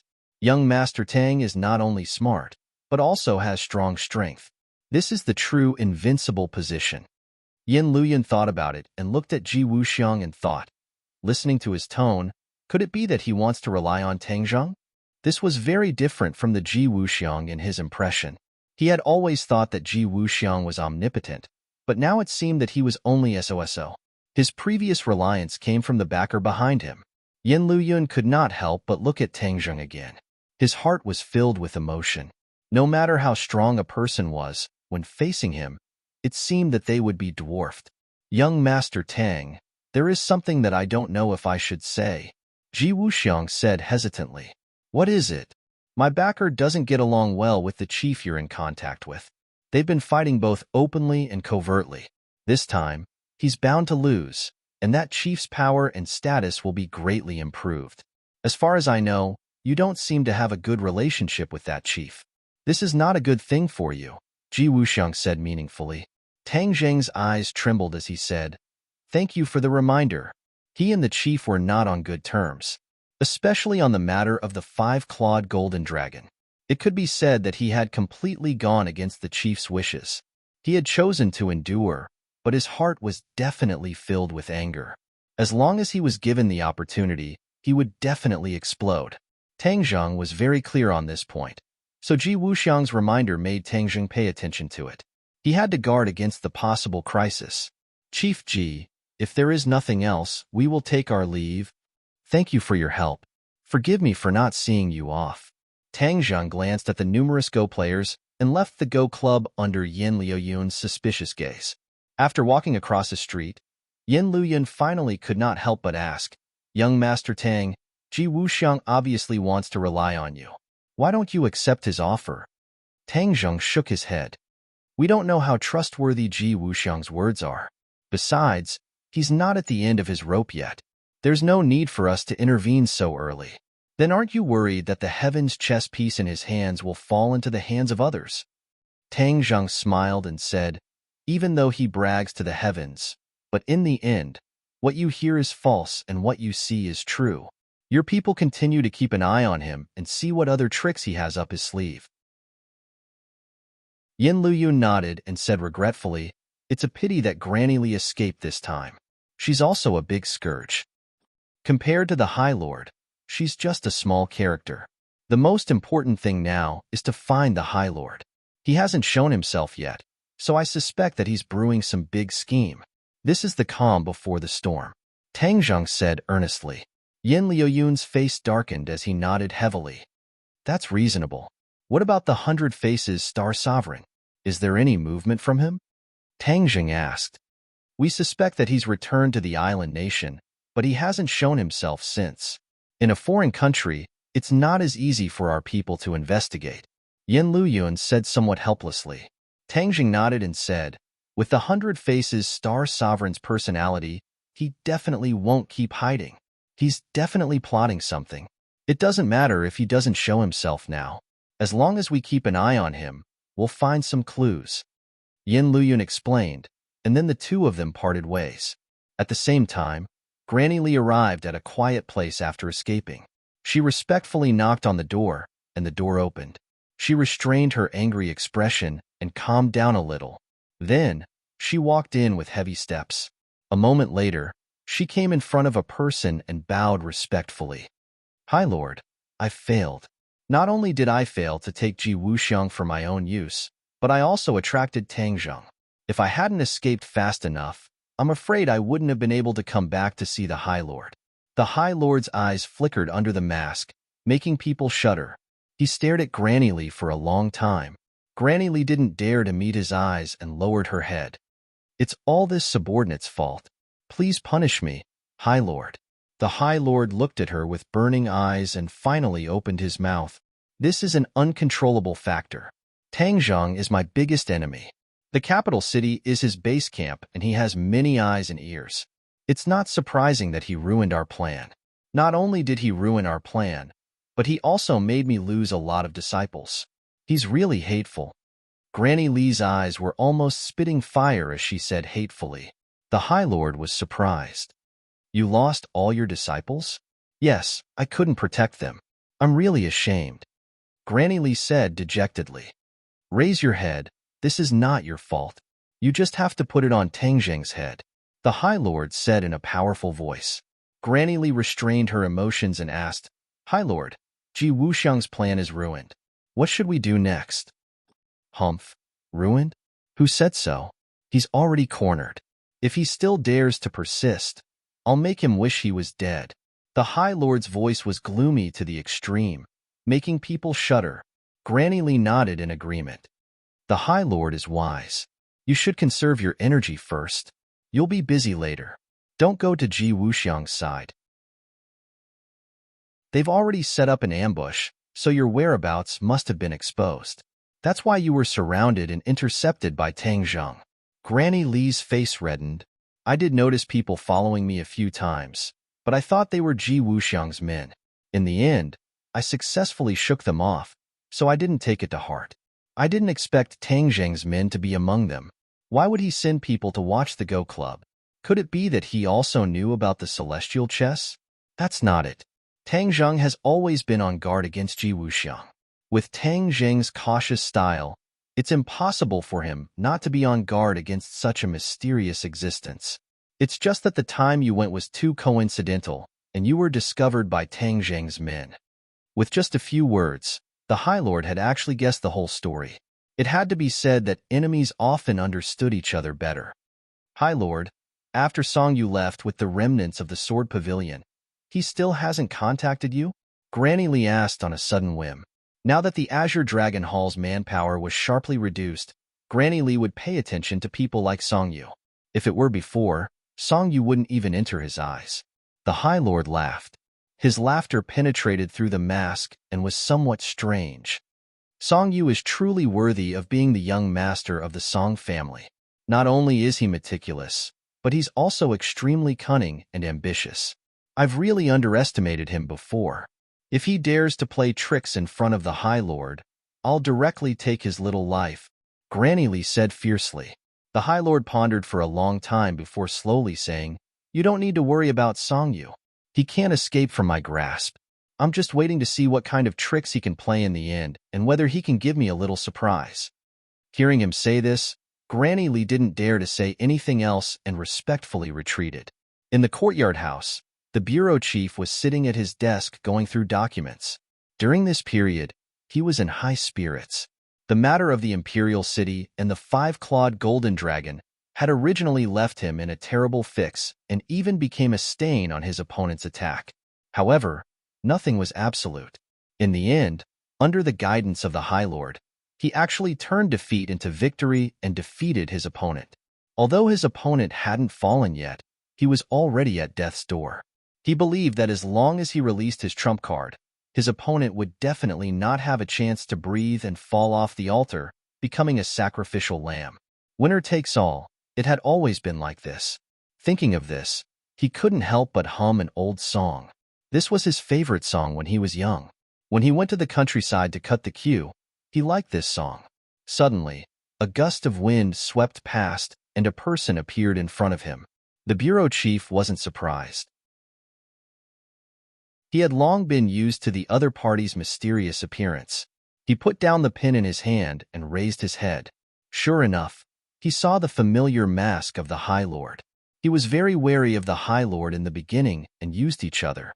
However, now that the Azure Dragon Palace had suffered a great loss in the hands of Tang Jing, the bureau chief was surprised but also had an unexpected surprise. That was, the High Lord, who was at his wit's end, actually helped him greatly. This action against his opponent was a gift that made the bureau chief very satisfied. He often thought proudly in his heart, no matter how powerful the High Lord was, he still had the last laugh. These martial artists looked glamorous, but after all, they were rootless duckweeds. They didn't have the support of the country and didn't have the support of the people. They looked glamorous, but in reality, they could easily be defeated. Wasn't this the best proof? Although he would fail, he had the foundation and the support of the people, so he could still make a comeback. Therefore, he was the one who had the last laugh. When he looked at the High Lord, he wasn't as nervous and cautious as before. He casually pointed to the chair opposite him and said, "Have a seat. We can carry out the plan to deal with that old thing now. Let's move quickly." The High Lord nodded in a manner that was neither servile nor overbearing. "Heh, that old thing probably wouldn't even dream that I know so many dirty things about him. Ji Wuxiang, that white glove, has done so many dirty things for him. It seems like there's no evidence against him, but in fact, there are many things that can be used against him. This is his death warrant. Once the time is up, his old life will be taken away," the bureau chief said proudly. After a pause, the bureau chief continued, "Ji Wuxiang can't be allowed to continue living in this world. He knows too many things. You know what to do, right?" The High Lord nodded lightly. The bureau chief relaxed and said, "Ji Wuxiang is actually a talent. It's just that he stood on the wrong side and chose the wrong master. Naturally, what awaits him won't be a good ending. Your Azure Dragon Palace is really good at gathering information. You even know the dirty things that they do in private." The High Lord remained calm and said, "The opponent has been eliminated. What are your plans next?"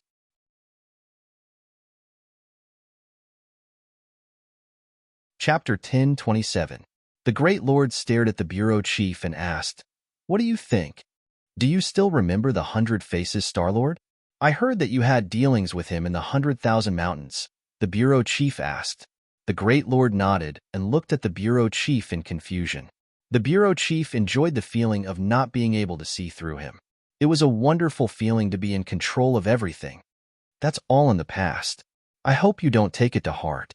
Now, the 100 Faces Starlord has taken root in the island nation and is very close to the royal family. This is really unexpected, the bureau chief said emotionally.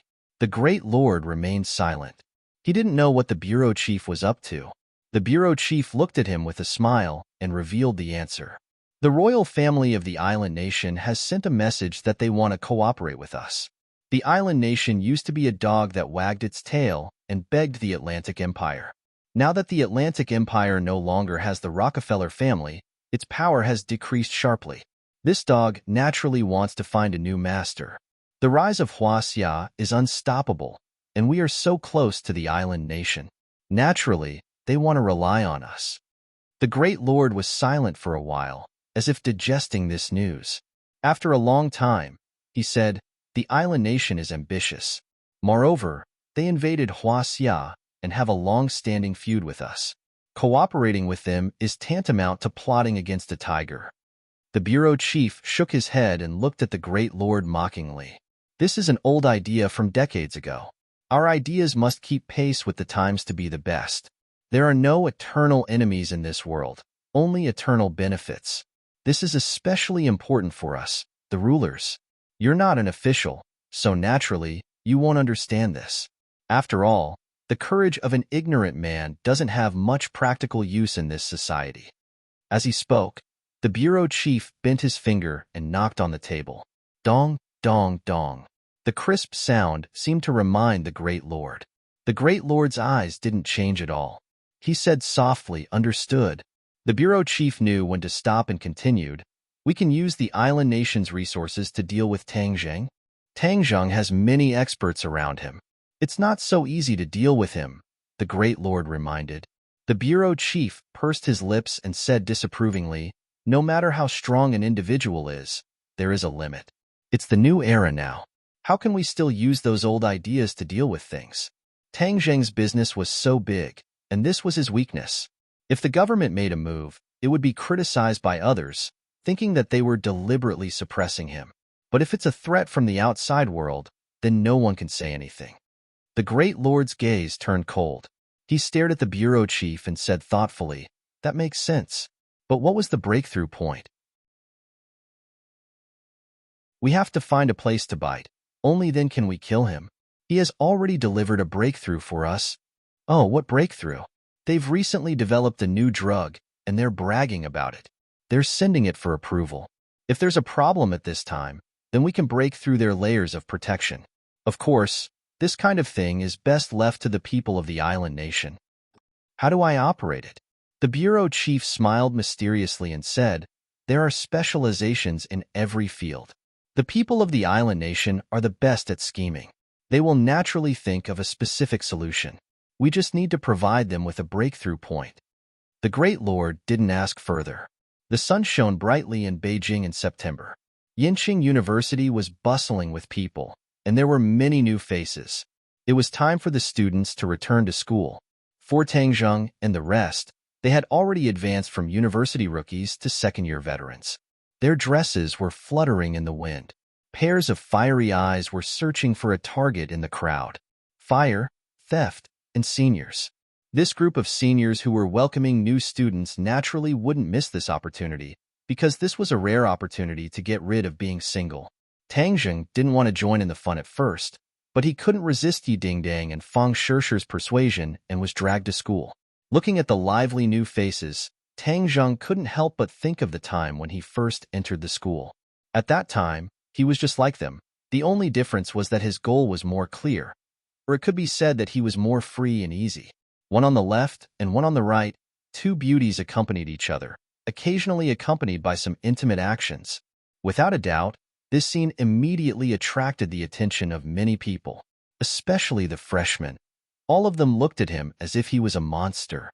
Whether it was Fang Shishi or Yi Dingdang, they were undoubtedly top-grade beauties, each with their own merits. As long as one could get the favor of one, then his life wouldn't be in vain, let alone two. The key was that the relationship between the three was too intimate, and it made people's imaginations run wild. "Senior, who is that person? So awesome?" A quick-witted freshman pulled the senior aside and asked, his eyes constantly wandering between Fang Shishi and Yi Dingdang. He was indignant and wanted to poach them. The senior rolled his eyes and looked at the junior like he was looking at an idiot. He patted him on the shoulder and said, "Don't say that I didn't take care of you. The first thing you should do after entering school is not to know who the principal is, but to know the person in front of you." The junior disagreed. "Senior, you're exaggerating. Who is he?" So awesome. You just have to remember that he's called Tangjung. Stay as far away from him as you can, and don't provoke him. The senior warned earnestly. Tang Zheng's fame in school was unmatched, and he was simply a living legend. The junior stared at Tang Zheng for a while, but he couldn't see anything different. He thought to himself, Senior isn't lying to me, right? Or maybe Senior is interested in these two beauties, so he deliberately wants me to back off, so that there will be one less strong competitor like me. Just as this junior was daydreaming, a black Mercedes-Benz and a white luxury limousine drove over at lightning speed. A few students who were dragging their suitcases screamed in fright and were almost hit by the limousine. They were battered and exhausted, but a thin boy didn't dodge in time and was hit by the RV and fell to the ground. Too hateful, driving so fast in school. They don't care about other people's lives at all. It's simply murder. Someone was filled with righteous indignation. Bang, bang, bang, bang. The sound of the door opening and closing rang out. For strong men in black suits got out of the Mercedes-Benz and looked like bodyguards. They quickly moved to the door of the RV and respectfully opened the door. Ding, ding, ding. The crisp sound of high heels hitting the ground rang out, and a tall beauty walked out. Immediately, everyone was attracted by this beauty, and the angry voices came to an abrupt stop. Wow, beauty! Who is this? Why does she look like a man-made beauty? Hey, you don't say. The more I look at her, the more she looks like our neighbor from Korea. She's definitely a man-made beauty. Look at her nose. It's definitely been done. She even had double eyelids and a sharp chin. Although I can't see her chest through her clothes, it's most likely fake. Brother, you have sharp eyes. You're an expert. My family runs a plastic surgery hospital. I can tell at a glance. Hearing the discussions of the crowd, everyone was guessing who this man-made beauty was and why her entrance was so flashy. The beauty ignored the boy who fell to the ground as if he didn't exist.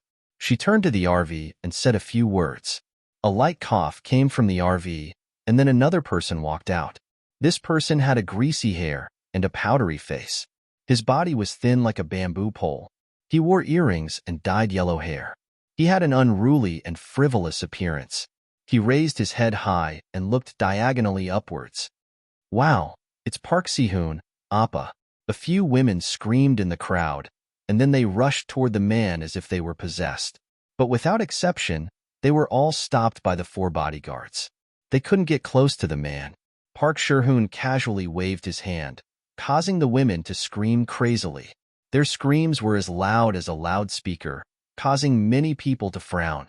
The discussion in the crowd grew louder. He's indeed a Korean. Park Si-hoon, an actor, is very popular now and is known as the national idol of Korea. TSK, a idol like him? He's more like a bamboo pole. I don't know what's wrong with these women's taste to fall for this kind of man. Someone snorted. When the women heard this, their faces changed. They became very ferocious and crazy, as if their ancestors' graves were dug up. They pointed at the boy and shouted at the top of their lungs. What do you know? How can you compare with our Appa? You're just a pile of cow dung, and our Appa is the star in the sky. You don't have the right to talk about him. The boy was shocked, as if he didn't expect that his words would cause such a big reaction. His face turned red, and he didn't know what to do. It was as if the women had met the enemy who had killed their fathers. One after another, they began to crusade against him, talking non-stop. Ouch, my leg hurts. A weak groan resounded. The boy who was hit by the car had a pale face as he touched his leg in pain. You guys hit me. Don't go. My leg hurts, and it seems to be broken. Park Si-hoon and the rest acted as if they didn't see him and turned a deaf ear to him. They were about to leave, and they didn't want to care about the boy on the ground. Is there still law? You guys are too much, not caring about me after hitting me. The boy was in pain and grievance. His face was red with tears flickering in his eyes. He struggled for a while and grabbed onto Park Si-hoon's pants. Park Si-hoon had no choice but to stop and look down at the boy. He curled his lips in disdain and said in stiff Hwasya language, "Let go." "No. You guys are too much, leaving after hitting me," the boy said in grievance. A trace of coldness flashed in Park Si-hoon's eyes as he kicked the boy's chest. Feeling the pain, the boy immediately let go of his hand and held onto his chest as he curled into a ball in pain. Wow, Appa is so handsome. Appa is a ninth-degree black belt in Taekwondo. How can this guy be his opponent? He's overestimating himself. I think this guy is trying to scam our Appa. Yeah, there are too many scammers nowadays. He actually dared to scam our Appa. Humph, I can't wait to give him a good beating.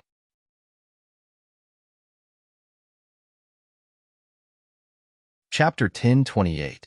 The girls chattered incessantly, using obscenities and distorting the facts to accuse the boys. They looked especially pitiful as they curled up together. Park Sherhoon raised his head proudly with a smug smirk on his face. He strode away under the protection of his bodyguards. The girls' attention was immediately attracted by him, and they screamed, "Appa, I love you. Appa, you're so handsome. Stop right there." Suddenly, a loud and resounding shout rang out, and a person blocked their path. They had no choice but to stop. Park Sherhoon frowned and asked, "What are you doing?" Tang Zheng stared at them coldly. To be honest, he had not been so angry for a long time. He was not even this angry when he faced the Lord of Glory or the Hundred Faces Star-Lord. His anger did not only come from these people's disregard for others, but also from those girls. They were Huaxia people, but they did not care about the safety of their fellow countrymen for the sake of a few Koreans. They even used foul language and slandered and hurt their fellow countrymen. This kind of contempt for his fellow countrymen pierced Tang Zheng's heart. He still loved this country deeply. He despised and was angry at such behavior, so he had no choice but to stand up for them. The girls were freshmen and did not know Tang Zheng at all. They were enraged when they saw him. Before Park Sherhoon could say anything, they rushed over impatiently and shouted, "Who are you? Since when do you have the right to tell us what to do?" Tang Zheng looked at them pitifully. Yes, these girls were pitiful. They had lost their roots and souls as Huaxia people. They were empty shells without souls. However, a pitiful person must have something to hate, so he did not sympathize with them. "Are you guys still Huaxia people?" Tang Zheng asked. The girls were stunned and shouted, "Of course I'm Huaxia. Then what are you doing?" "A Korean ran into one of our fellow countrymen, but you're helping the tyrant and denouncing your fellow countrymen. Are you guys blind? Is your heart crooked?"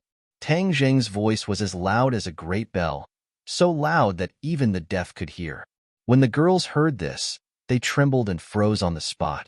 But after a while, they came back to their senses as if they had been greatly humiliated. They said, "Who do you think you are? What qualifications do you have to educate us? In front of our Appa, you are just a pile of cow dung." The sneer on Park Sherhoon's lips deepened as he crossed his arms and looked at this scene with interest. He started to chat with the woman beside him in Gaoli as if there was no one else around. The woman also looked at Tang Zheng and the girls mockingly, covering her mouth and sneering. Tang Zheng didn't understand what they were saying, but he guessed that it wasn't anything good. He coldly swept his gaze over the two. The two actually raised their heads arrogantly and looked at Tang Zheng provocatively. Fang Shishir walked over and said, "Tang Zheng, they're saying nasty things." Fang Shishir was a straight-A student since she was young, so she knew a thing or two about Korean. Thus, she could understand the conversation between the two. Sure enough, Tang Zheng said before he asked, "What did they say?" "They said that Huaxia is indeed a lowly race that only knows how to fight amongst themselves, and that they can't even compare to a 10,000th of the Korean race." Fang Shishir said indignantly. She rarely got angry, but when she heard those words, she was so angry that her voice started to tremble. Those words were like a fuse that ignited the suppressed anger in the crowd. They all roared, Koreans, how dare you come to our country and scold us? Get out of our country." A trace of panic flashed through Park Sherhoon's eyes, but he quickly calmed down and regained his arrogance. The woman beside him immediately put on a straight face and said in fluent Huaxia language, "That's slander. We didn't say those words. Move aside. We still have to report." Tang Zheng and Fang Shishir did not move. A trace of viciousness flashed through the woman's eyes as she shouted in Korean. The bodyguards immediately moved and tried to grab Tang Zheng. Fang Shishir couldn't help but make the first move. Her fair hand grabbed onto the bodyguard's wrist and pushed, causing the bodyguard's arm to bounce back. Bang! The bodyguard's hand hit his chest, and he was sent flying back like a cannonball, knocking into the bodyguards behind him and causing them to fall to the ground together in a sorry state. The crowd immediately cried out in alarm.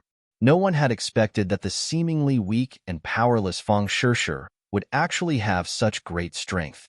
Yi Dingdang, who was already filled with righteous indignation, also made a move. However, she didn't aim at the bodyguards, but at the boy on the ground. The girls blocked her way. Yi Dingdang shouted, "Are you worthy of being Huaxia people?" Slap, slap, slap. The girls were slapped in the face. They spun around like spinning tops before falling to the ground. The boy was humiliated. Suddenly, he saw a vigorous and valiant beauty rushing over. For a moment, he seemed to have forgotten the pain. There was only this figure left in his eyes. Even many years later, this figure would often reverberate in his mind. "How are you?" Yi Dingdang helped the boy up and saw that his ankle was swollen. The boy was dumbfounded. He looked at Yi Dingdang with a red face and was speechless. "Is it very painful?" Hiss. The boy finally woke up from his dream. He sucked in a breath of cold air and heavily nodded. "Don't worry. With us here, this group of bullies won't be able to escape," Yi Dingdang resolutely said. The boy hesitantly nodded. "Tangzheng, how is his injury?"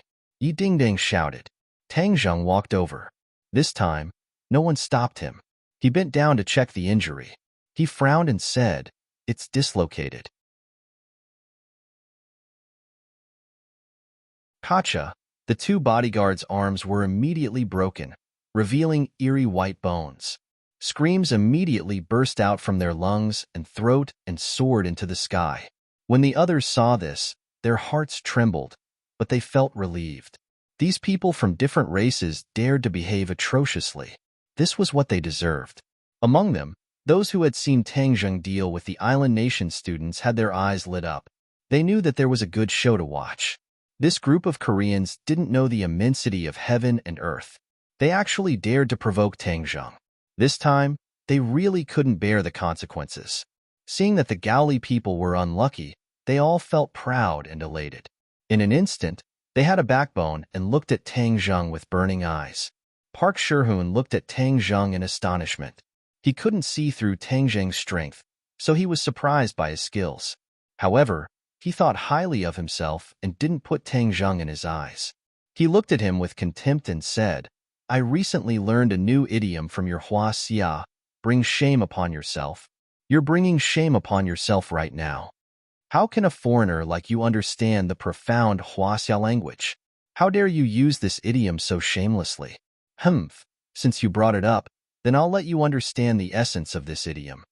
Tangzheng approached the other party step by step. "Shihun, teach him a lesson. Let him know how powerful you are." Jean Meiji instigated. Park Shihun sneered and walked over.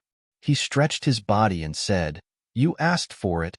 Before he finished speaking, he sent a kick towards Tangzheng. Clearly, he wanted to gain the initiative by striking first. As expected of a 9th-degree black belt, Tangzheng also sent out a kick as fast as lightning. Pa!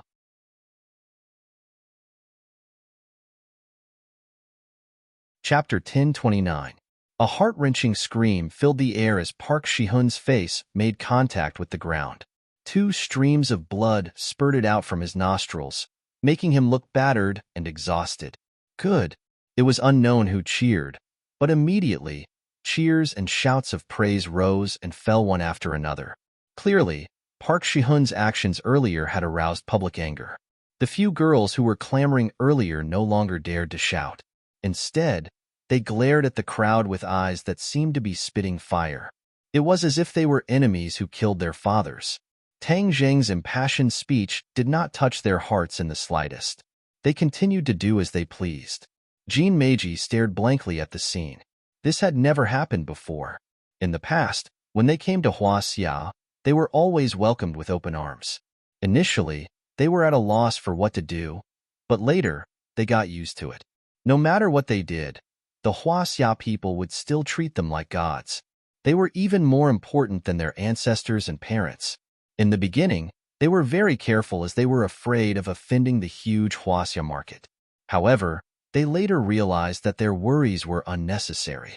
No matter what mistakes they made, they were still unique and cool in the eyes of the fans. If anyone dared to make irresponsible remarks, the fans would gang up on them without them needing to say anything. Their vulgar words were unbearable to the ears, causing them to avoid them as if they were rabid dogs. After enjoying this kind of treatment a few times, they felt that the Huaxia market was too good. It was tailor-made for them. It was even better than Korea. That was why they were so arrogant and bossy. This was something they did not dare to do in China, but they could do it openly in Huaxia. However, everything was overturned today. Someone actually hit Park Shi-hoon in front of everyone. Wasn't this overturning the heavens? What was Park Shi-hoon doing at Yinqing University? This was the right to study abroad exchange that he had fought for. In order to expand the Huaxia market, artists had no choice but to learn the Huaxia culture. Especially learning a few sentences of Huaxia language was very necessary. If they spoke a few sentences of stiff Huaxia language during a concert or program, it would win waves of screams from the fans, as if it was a climax. But to be beaten up before he even entered the school was simply too vile. Jean Meiji was not afraid, only angry. She rushed toward Tang Zheng without any scruples, baring her fangs and brandishing her claws as if she was crazy. She was Park Si-hoon's manager. In fact, she used to be a Huaxia citizen as well. After she migrated to Korea, she considered herself to be a Korean. She even hated it when people said that she used to be a Huaxia citizen. You still dare to act crazy? There's no need for Tang Zheng to deal with a woman. Watch how I, Ding Dang, teach you how to be a woman today. Yi Ding Dang shouted and stopped Jean Meiji, giving her a slap. She spun around, and before she could regain her balance, Yi Ding Dang gave her another slap, causing her to spin around again. She was dumbfounded. Didn't women fight by grabbing hair and tearing clothes? Why didn't she play by the rules? It wasn't that Jean Meiji had not fought with women before, but she had never encountered such a situation. She stood there dumbfounded, with her cheeks turning red like a monkey's butt. Yi Ding Dang pursed her lips. You dare to make a scene in Huaxia and Yinqing University with such little ability? Do you really think that the entire universe is Korea's backyard? Wah! Jean Meiji's tears flowed out of her eyes as she began to wail like a child. She pointed at Yi Ding Dang and roared while choking with sobs. You guys are dead. I will sue you. Just wait and go to jail. Tang Zheng looked at her mockingly and said, Jail? What a joke. Is the law set by your family? This is not the last century, where foreigners are superior. Especially a small country like Korea, which has never been treated this way. Jean Meiji was speechless. Park Shi-hoon finally woke up from the pain and looked at his deformed leg. His eyes were bloodshot and he roared, My leg is broken. You have to go to jail. Hurry up and inform the embassy to arrest them. Hearing this, the crowd pointed and discussed animatedly. How shameless. You can't win, and you want to inform the embassy? Where's the arrogance you had when you bumped into people just now? That's right. Bullying the weak and fearing the strong. How dare you bully our fellow countrymen? We can't compromise. Down with the Korean Bangzi. Get out of Huaxia, Korean Bangzi. The crowd was stirred up. These people had endured for too long.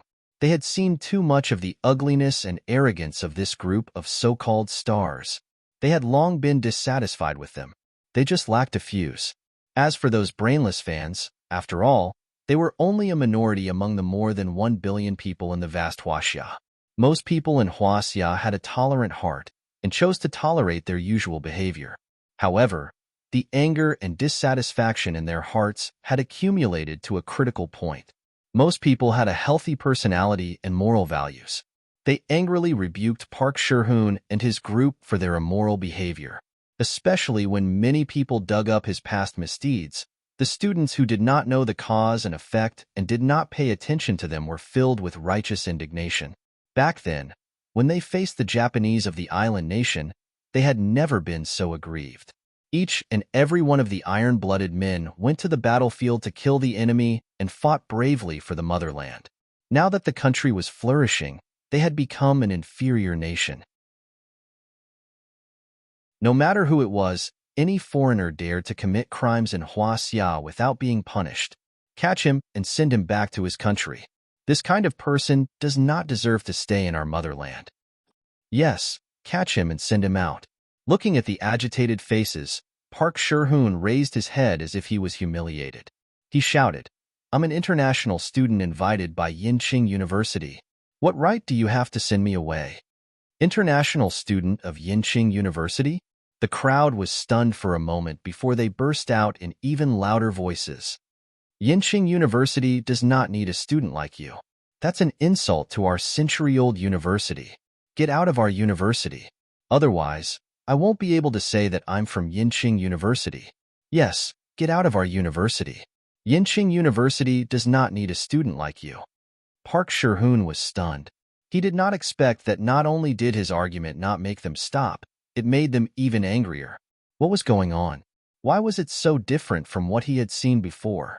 At this moment, a group of security guards walked over from the crowd. The leader was a middle-aged man. What are you doing? The man asked with a solemn face.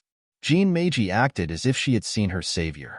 Ignoring the pain on her face, she grabbed the man's hand and said excitedly, Vice Principal Pang, you came at the right time.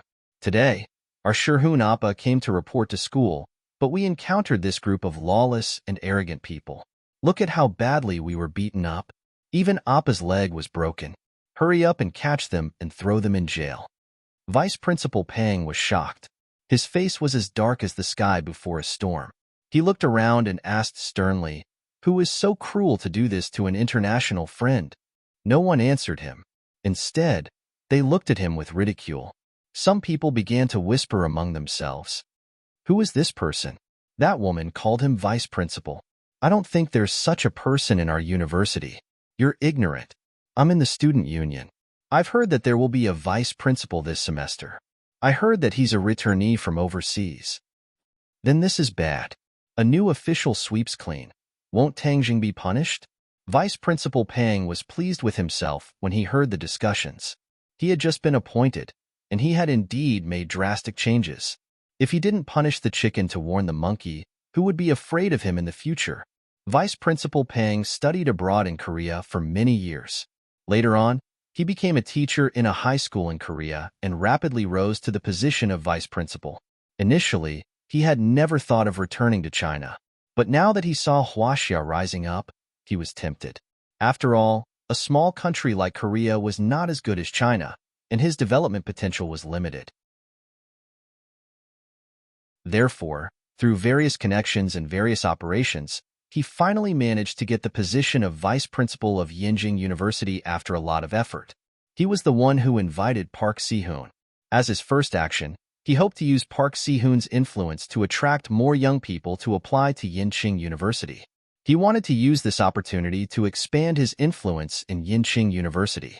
He was delayed by some matters today, so he was a little late to welcome Park Si-hoon. He never expected that something like this would happen. Naturally, he was shocked and furious. How dare someone hit someone he invited? Wasn't this a slap to his face? How could he tolerate this? He had to punish the chicken to warn the monkey. Wasn't this just a chicken? Who hit him? Come out. Vice Principal Pang roared with his hands on his waist and his belly bulging. I hit him. Tang Zheng took a step forward and said indifferently. He didn't take a new principle to heart. Moreover, everything was about reason. These Koreans were clearly in the wrong, so why should he be afraid of them? Vice Principal Pang was arrogant as he coldly looked at Tang Zheng and said, You don't have the slightest bit of remorse for hitting someone, and you're still so arrogant. Which class are you from? I'm a second-year student of Yinqing University's Archaeology Department, Tang Zheng. Tang Zheng replied without batting an eyelid. Archaeology Department, second year? Humph, how arrogant. How did Yinqing University produce a student like you? Do you know what kind of behavior this is? I just beat up a few self-righteous Koreans who dare to not treat Chinese people as people on Chinese soil. Since the other party was not prepared to speak properly, Tang Zheng did not hesitate to retaliate. Audacious! You're slandering an international friend and tarnishing the country's image. Can you bear this responsibility? Vice Principal Pang had seen his fair share of storms and did not place Tang Zheng in his eyes at all. Even though the other was indifferent in his heart, as long as he flipped out and put a big hat on the other, he would teach the other a lesson. Then, the other would definitely be uneasy and kneel down to beg for mercy. Tang Zheng flung his lips and snorted. You think you're worthy of mentioning the country's image?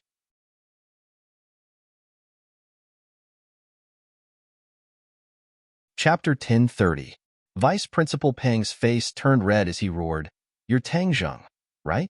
Not only did you disregard the law, but you also dared to talk back to me. As the vice principal, I can tell you right now that Yinqing University doesn't need students like you. Tang Zheng sneered. Is that so? Yes. Yinqing University doesn't need students like you who disregard the law, disrespect, and violence. Just you wait to be expelled. Vice Principal Pang's voice became louder and louder. It was even a little shrill. It seemed that this was the only way to show off his power. I also hit someone. Expel me too. Fang Shishir stepped forward and stood beside Tang Zheng. Her face was full of anger. Seeing her beloved being wronged, one could imagine the anger in her heart. I also hit someone. Expel me if you dare. If you don't expel me, you're a coward.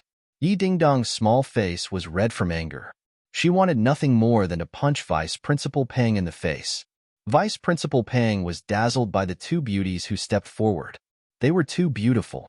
If it were any other time, he would definitely hold their hands and teach them. However, Yi Dingdong's clamor put him in an awkward position. If he didn't expel them, he would be a coward. He didn't want to be called a coward on his first day as a new official. He was about to passionately reprimand them to let them know their mistakes. However, he didn't expect someone to come out of the crowd. The person's body was as tall as a mountain. He shouted angrily, I also hit someone. Expel me too. Tang Zheng turned his head and looked. It was his second brother, Sinosaurus. Sinosaurus and the others were also welcoming the new students. When they heard the commotion, they ran over and happened to see this scene. Blood rushed to his head, and he didn't hesitate to stand up for his brother. Vice Principal Pang looked at Sinosaurus in shock. Don't be funny. You clearly squeezed in from the back. How could you be the one who hit someone? Before he could figure out the situation, he saw two people squeezing in. Wang Shiji and Zhou Yan had a tacit understanding and said in unison, I also hit someone. You should fire me too. Vice Principal Pang's face darkened. He finally understood that these people were in cahoots with Tang Zheng. They were here to kick up a fuss and embarrass him. Who was Vice Principal Pang? How could such a scene scare him? Therefore, he said in a deep voice, All right, since you've admitted it, then wait for the school's punishment. Yinqing University doesn't need students like you. As soon as his voice fell, a few more people squeezed in, but they were all beautiful girls. Each of them was like a fearless warrior, standing behind Tang Zheng without hesitation, and said in a loud and resonant voice, I also hit people. You should fire me too. Tang Zheng looked at them gratefully. They were Yi Dingdong's roommates. The few of them nodded encouragingly at Tang Zheng. His actions today had won their respect and recognition. Vice Principal Pang was at a loss. Just who was this brat? Why did so many people stand out for him? Humph, these people must be in cahoots. That's why they're so united. If it was anyone else, they would definitely admit defeat. But I've seen all sorts of storms. You guys are too inexperienced to play such tricks in front of me. Vice Principal Pang snorted in disdain. All right, since that's the case, I'll fulfill your wishes. Vice Principal Pang roared majestically. He felt as if he was an ancient emperor who ruled over the life and death of others. It felt great. The other students looked at each other with red eyes. Even the girls stood out for injustice. Could it be that they, as grown men, were not as brave as the girls? The students clenched their fists. Suddenly, a person took a few steps forward and stood behind Tang Zheng. He said fearlessly, I also hit people. You should fire me too. Vice Principal Pang was stunned. He stared at the fearless fellow with a murderous gaze and said in his heart, I'll fulfill your wishes. But before he could say anything, he saw students one by one walk behind Tang Zheng, loudly shouting, I also hit people. You should also expel me.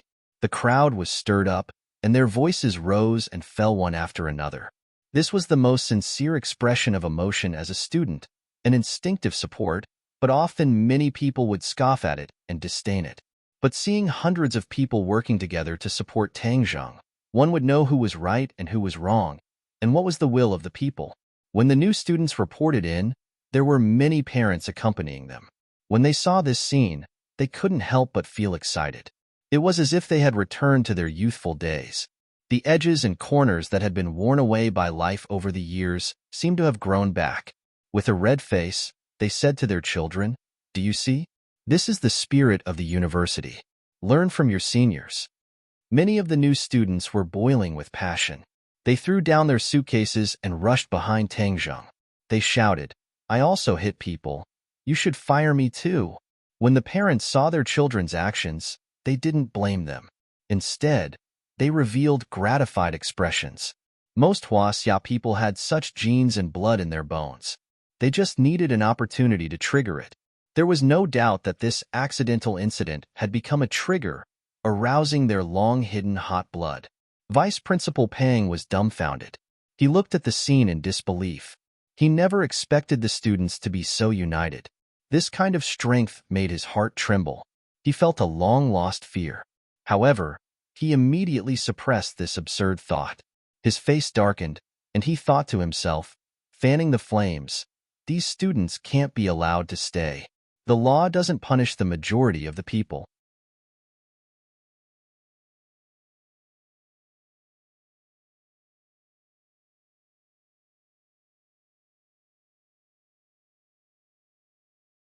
Furthermore, it happened during the welcoming ceremony of the new students. With so many parents present, the impact was extremely bad. He had just suppressed the anger in his heart, but that didn't mean that he wasn't angry. This was the first time such a situation had happened in the 100 years since the founding of the school. It was a disgrace to the school. Looking at the pig-headed Vice Principal Pang, he couldn't help but feel regret. He should have resisted the pressure from the higher-ups and rejected this *T-stir. He hadn't been in office for long, yet he had already caused such a thing. He really didn't know if he was an idiot or not. Seeing that the principal didn't say a word, Vice Principal Pang was angry and resentful. He continued, "Principal, we can't just let this go. I know that your words of comfort just now were just a temporary measure. Let's discuss the next step. We must teach these lawless students a lesson. Those leaders must be caught and punished by law. We must make an example out of them and teach them a good lesson." The principal finally stopped and looked at Vice Principal Pang with an unkind expression. "What do you want?" "Expel Tangzheng and punish the rest of the black sheep." "Expel? Haha." The principal laughed mockingly. Vice Principal Pang was confused by this laugh. He asked, "What do you think, Principal? I spent a lot of effort to get Tangzheng here, and you want to expel him with just a few words? Are you out of your mind?" Then again, the principal was shrewd and naturally wouldn't be so blunt. Thus, he faintly said, "You don't have to worry about this matter. Furthermore, that Park Si-hoon is too lacking. He didn't even ask about it after bumping into someone. His arrogance will affect the reputation of our Yinqing University." "Principal, I spent a lot of effort to get him here. He has a huge influence. Furthermore, this matter must be a misunderstanding. He's actually a gentle and humble person." Vice Principal Pang was shocked and immediately tried to defend himself. The principal briefly hesitated before he glanced at Vice Principal Pang. "Don't do it again. If he does something bad again, then our school will not welcome a black sheep like him." Vice Principal Pang was dumbfounded. Why was the principal so strict? Wasn't this just throwing his face? But after all, they were the principal and vice principal. Even if it was throwing his face, there was nothing he could say. Thus, he could only grit his teeth and swallow it. Vice Principal Pang resentfully left. Looking at his departing figure, the principal dryly laughed. This overseas Ritterny really doesn't know anything about the situation in the country. Who is Tangzheng? Is he someone you can afford to offend? Tangzheng's emotions calmed down. On the other hand, his friends were in high spirits as they chatted among themselves. They came to a restaurant outside the school in high spirits.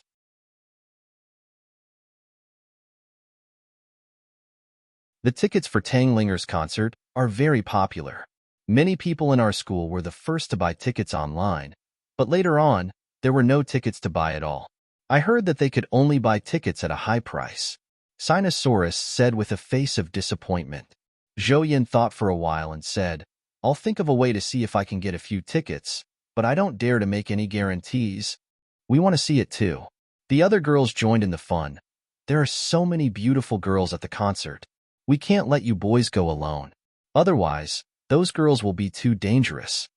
Zhou had a difficult expression on his face. Now that the tickets are so tight, I can't guarantee that I can get so many tickets. OL3, are you going?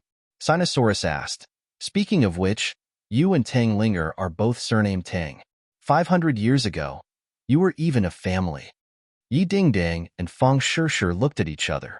Yi Dingdang was about to speak, but was stopped by Fang Shishir with her eyes.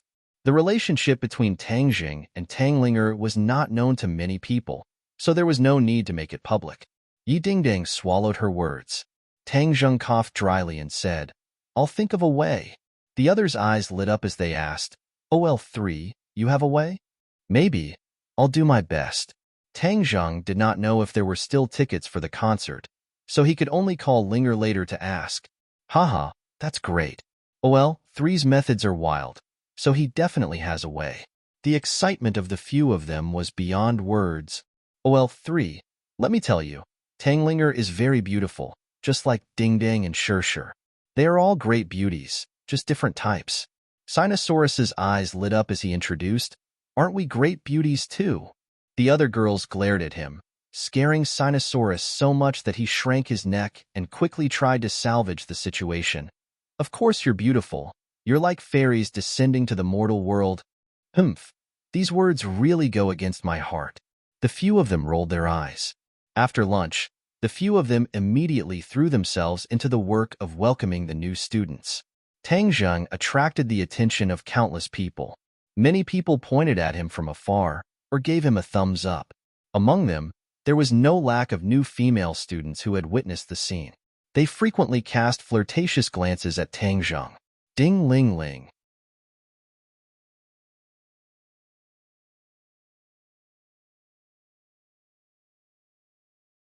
I'll book a plane ticket for you right away.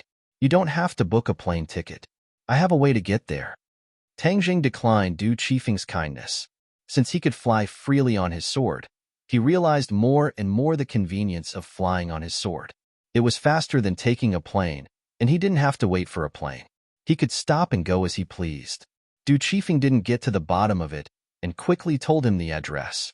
His house was in Shanghai, which was not too far from Beijing. It would take nearly 2 hours by plane. Tang Jing estimated that he could get there in more than an hour. He didn't leave in a hurry, but dialed Ling Er's phone first. The girl was very excited when she received the call from Tang Jing. She jumped up and said, Master, you finally called Ling Er. Ling Er, are you tired from the concert rehearsals? Tang Jing asked with concern.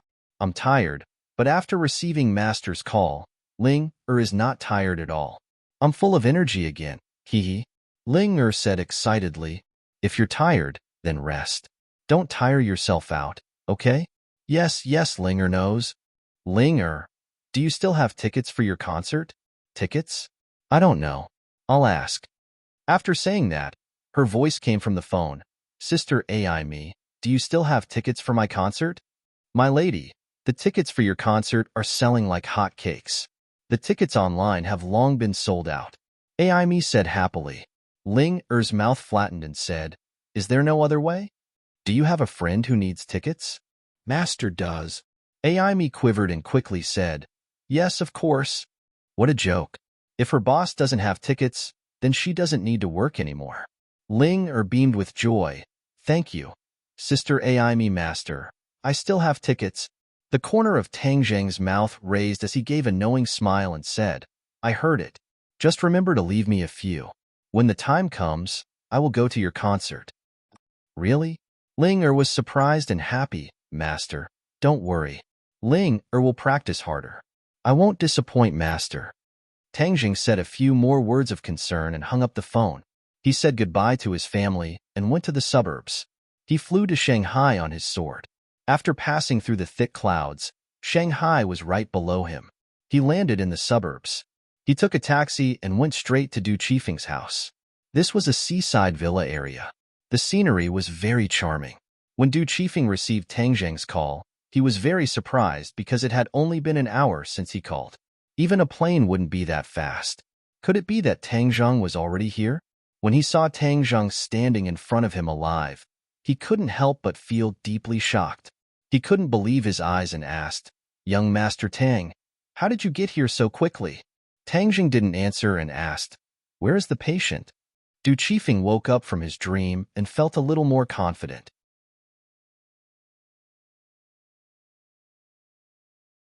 Once she's ill.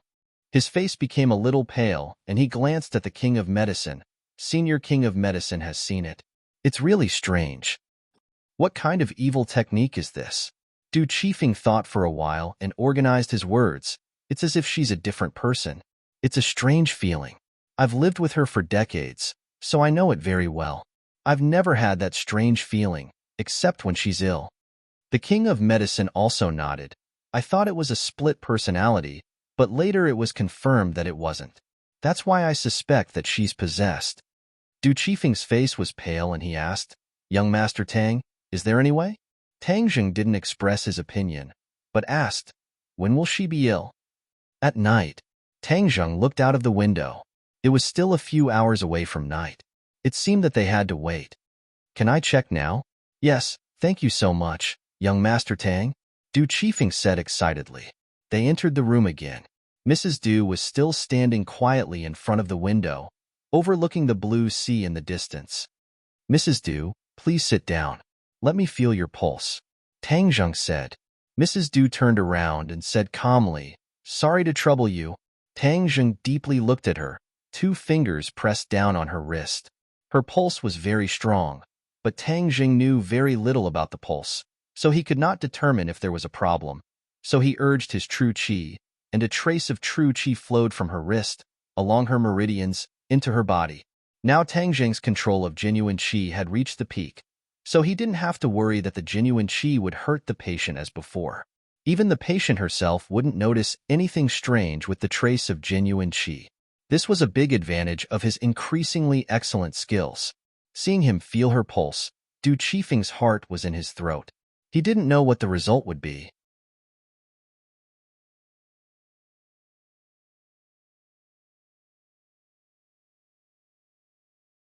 Tang Jing hurriedly stopped him and advised, "Mr. Du, calm down. Let me deal with her." The King of Medicine was dumbfounded and said resentfully, "Possessed? She really is possessed. It is her good fortune that I am possessing her body. What do you ignorant people know?" Madame Du was proud of herself, and her entire body was exuding evil energy. "Let me catch you first." Tang Zheng reached out his big hand and rushed to her. Madame Du flew back, tiptoed on the wall, flipped in the air, and threw herself at Tang Zheng. Bang, bang, bang. In a flash, the two exchanged several moves. However, Tang Zheng's fighting ability was much stronger. Madame Du had a strong momentum at first, but in the blink of an eye, she could only retreat. Bang! Tang Zheng put one hand on her shoulder and immediately restrained her. She tried to resist and screamed. Tang Zheng was unmoved. He activated his true qi and immediately sent it into her body. A cold and ruthless aura instantly came back from his true qi. His eyes lit up. He thought, "I finally found you." It turned out that there was a soul hidden in Madame Du's body. It was very hidden during the day, and even Tang Zheng couldn't find it. But at night, when the yin qi was strong, she would show up. Tang Zheng had seen Tian Chanzi do the possession and rebirth with his own eyes. However, he possessed a dead body, while this guy in front of him came for a living person. There was a world of difference between the two actions. This kind of forceful possession of another person's body was very bad. Tang Zheng couldn't do anything about it. Moreover, there were so few cultivators today. It was rare to find someone who had the ability to possess and rebirth. This was because, according to the Heaven Monk, one had to be above the nascent soul stage in order to be able to possess a body and be reborn. Furthermore, there were very few people above the nascent soul stage in this world. So who was this person? He had to find out. "Who are you?" How dare you be so rude to me?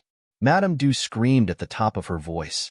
She stared at Tang Zheng angrily, as if she wanted to eat him alive. Tang Zheng wasn't afraid at all. He activated his genuine qi and immediately found the culprit in Madame Du's brain. This soul was hidden in the depth of her brain. It was a cloud of black gas. He could vaguely see a ferocious face hidden in the black gas. The ferocious face was opening its mouth and roaring. It seemed that it wanted to scare Tang Zheng away. Who are you? Tang Zheng asked. You are not qualified to know my name. Really? Then I'll destroy your soul. Tang Zheng used his genuine qi to stab the cloud of black gas like a sword. The other party immediately shrank back, but it didn't help. Her voice became more and more shrill, as if she was suffering endless pain. Seeing this scene, Du Qifeng's heart trembled. He wanted to persuade her, but was stopped by the king of medicine in time. Director Du, if you want to save your wife, don't disturb my master. Du Qifeng was resentful. He was as anxious as an ant on a hot pan, spinning around in circles. I'll talk, I'll talk. Mrs. Du seemed to be unable to endure the torture and finally compromised. I escaped from the prehistoric heavenly tomb. Prehistoric heavenly tomb? Tang Zheng was shocked. What does this have to do with the prehistoric heavenly tomb? After the restrictions of the prehistoric heavenly tomb were completely broken, many of the creatures or magic treasure that were imprisoned in the prehistoric heavenly tomb took the opportunity to leave that damned place and regain their freedom. What? Tang Zheng was shocked. He was actually one of the people who knew about this matter. Back then, in order to regain his freedom, the 100 Transformations Star-Lord had broken through the restrictions of the Buzhou Mountain, which was equivalent to breaking through all the restrictions of the prehistoric heavenly tomb. That was why the Thundercloud Beast was able to leave the prehistoric heavenly tomb as it pleased. However, the side effect was that without the restrictions, any living being could leave the prehistoric heavenly tomb. Back then, he, Tian Chanzi and the others had personally seen tens of thousands of rays of light soaring into the sky. Tian Chanzi had once said that those rays of light were countless magic treasure serene generals. In any case, they were living beings imprisoned in the prehistoric heavenly tomb. The people buried in the prehistoric heavenly tomb were all experts from the ancient era. Due to that restriction, the souls of these people did not enter the cycle of reincarnation, but were instead imprisoned in the prehistoric heavenly tomb. After tens of thousands of years, these souls interacted with the Yin Qi, and in the end, many of them became Yin generals. They lost their nature and became bloodthirsty people. Back then, Tang Zheng had met this kind of Yin general. Other than that, there were also magic treasures. The mountain-shattering meteor hammer that Sinosaurus had coincidentally obtained was one of them. It was just that Tang Zheng did not pay too much attention to this matter in the past and had almost forgotten about it. This was because, other than Sinosaurus, there was no other similar news. Now it seemed that he was too optimistic. In fact, many changes had already happened, but they were hidden under a calm appearance, confusing his eyes. Now it seemed that the one attached to Mrs. Du's body was a Yin general. The other party called himself this seat, so it seemed that he had not completely lost his life. All of this was because of him. If he had not barged into the Buzhou Mountain, the 100 Transformations Star-Lord would not have broken through the restrictions and released so many living beings.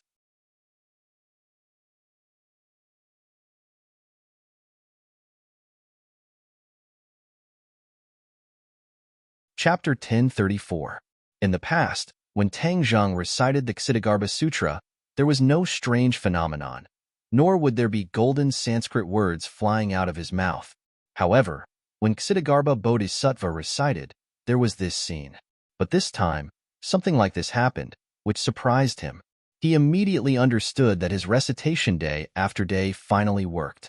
His understanding of the Ksitigarbha Sutra had reached a new level, so he could reach this level. The Ksitigarbha Sutra has such power. It's incredible. Dizang of Goguryeo is really a genius. Qi Yu's voice suddenly sounded above Tang Zheng's head. The inner demon's voice followed. The Ksitigarbha Sutra is specially used to deal with souls.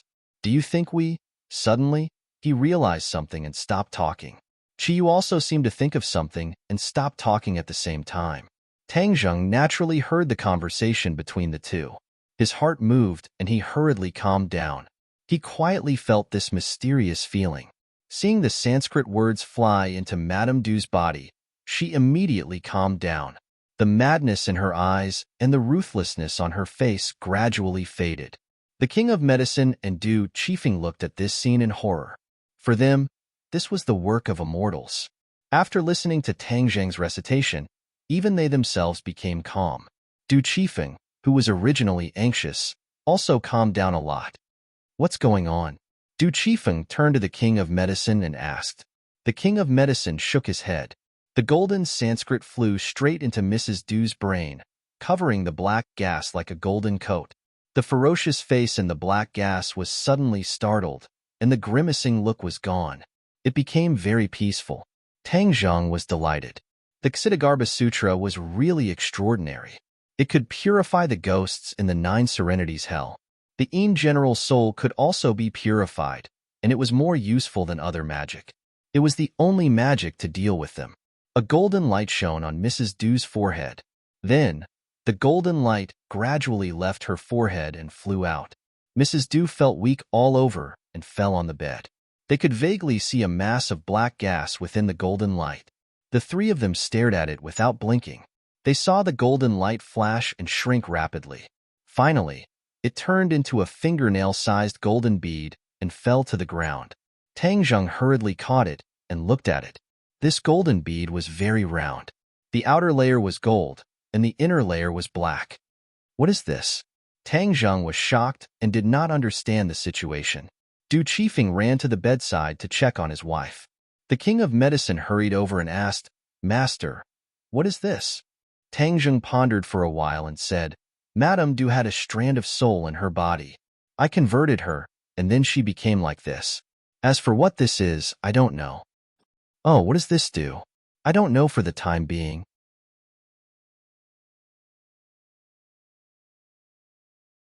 He could only go there to find them. The King of Medicine quickly waved his hand and said, Master, don't worry. I am not a young boy. I am not that impatient. Actually, I am here to report the results of my recent research. Oh, there are results?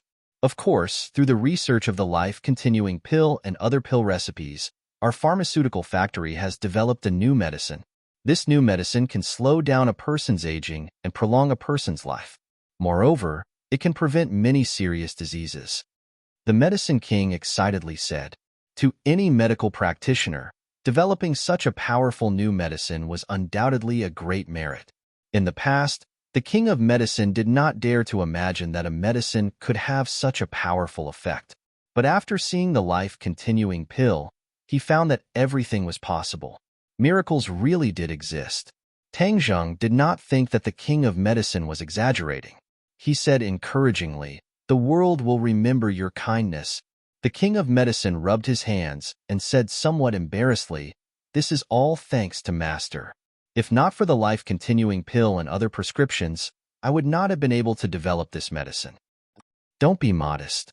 This is all the result of your hard work. Now that the medicine has been sent to the relevant departments for testing, the results of our clinical trials are very good. After taking our medicine, every patient's condition has been improved and controlled. This new medicine will change the structure of the medicine market. It will really become a miracle medicine. The King of Medicine said excitedly, I will leave this matter to you. This is a good thing that will benefit the people. You must do it well and not make any mistakes. Master, rest assured, this old life of mine will fight to the death with this matter. It will definitely benefit more people.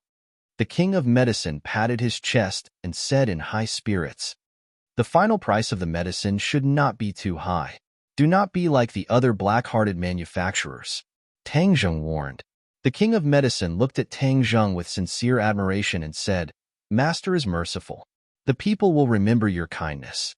The King of Medicine reported some key points in the research and development and then returned to his room. Tang Zheng was not sleepy.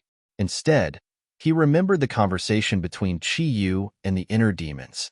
He said with a smile that was not a smile, Hey, the two of you, stop pretending to be mute. We haven't finished what we were talking about. Let's continue. What did we say? We didn't say anything. Qiyu flatly denied.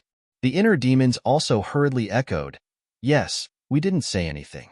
You must be hallucinating. Tang Zheng said jokingly, oh, this is so rare. You guys are finally on the same page. Qiyu and the inner demons were a little resentful, but they maintained a tacit understanding.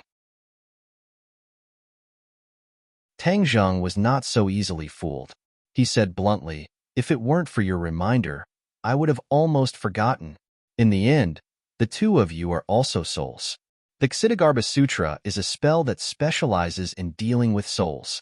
Naturally, it will be effective on the two of you. How is that possible? How can we be the same as ordinary souls?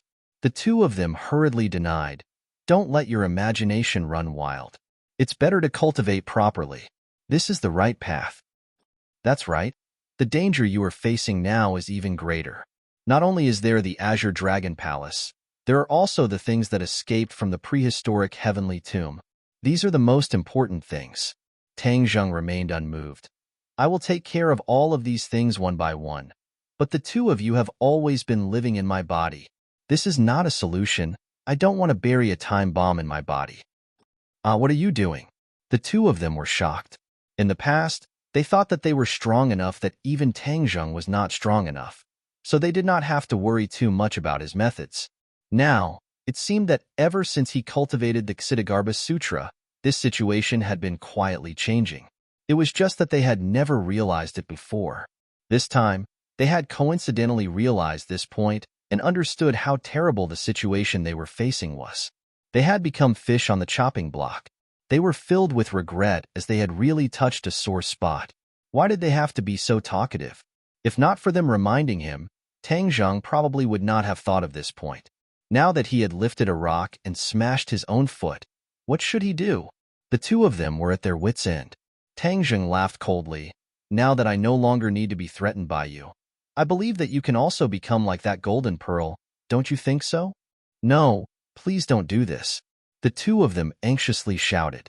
They were truly panicking.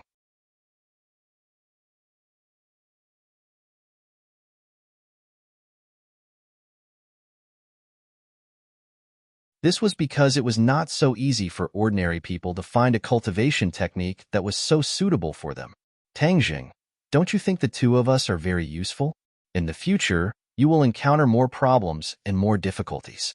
We can still give you advice, which is definitely more useful than making us disappear. Qiyu said with a bashful face. Tang Zheng frowned. He was not someone who was so easily fooled. These two fellows were indeed a treasure trove, but they were also very dangerous. He would not let them go just because of a set of Shinong Jing. So he said, you want to bribe me with a set of Shinong Jing? You're underestimating me too much. What are you doing? Are you going to stubbornly deal with us? What do you think? No way. The inner demons hurriedly stopped him.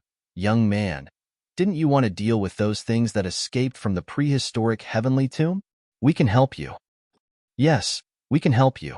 This is a huge project. You can't do it alone. We can lend you a hand. Qiyu hurriedly chimed in as if he was grasping at a life-saving straw. Tang Zheng's head moved. This was a good idea. In fact, ever since he found out that the Ksitigarbha Sutra could balance Qiyu and the Heart Demon, he was not so worried about these two people. Because, with the Ksitigarbha Sutra, they would not be able to make any big waves, and they were a huge treasure trove. He could get many useful things from them. Hastily making them disappear from this world would not do him much good. However, in order to make them obediently submit, he had to scare them as much as possible. As expected, not only did they blow up Shenongjing this time, they even had a way to find the things that escaped. This was something worth celebrating. Tell me in detail. Tang Zheng said with a cold face. Yes. The inner demon smiled bitterly. He had been wise for his entire life, and no one could kill him. He never thought that he would be controlled by a young man in the end. Those things that escaped are divided into two types. Some of them are soul generals, and some of them are magic treasures. These magic treasures are of different levels, and our focus should be on the soul generals, because they have their own consciousness, and are more dangerous than magic treasures. Hearing the inner demons' analysis, Tang Zheng secretly nodded his head, thinking that it made sense. but he still retorted, "But we can't give up on the magic treasure, after all." Ol too encountered the mountain-shattering meteor hammer and almost lost his life. "All right, we'll do our best." The inner demons was helpless. These things actually have a strong prehistoric aura. As long as we grasp this clue, it will be very easy to find them. Prehistoric aura? Tang Zheng frowned. Yes, it is extremely difficult for others to discover this aura, but Qi Yu and I can discover it. The inner demons vowed. "Tell me what kind of aura it is." "I'll find it myself." "No, only we can discover this kind of aura. Although your cultivation isn't bad, you can't discover it because we are people from the ancient era.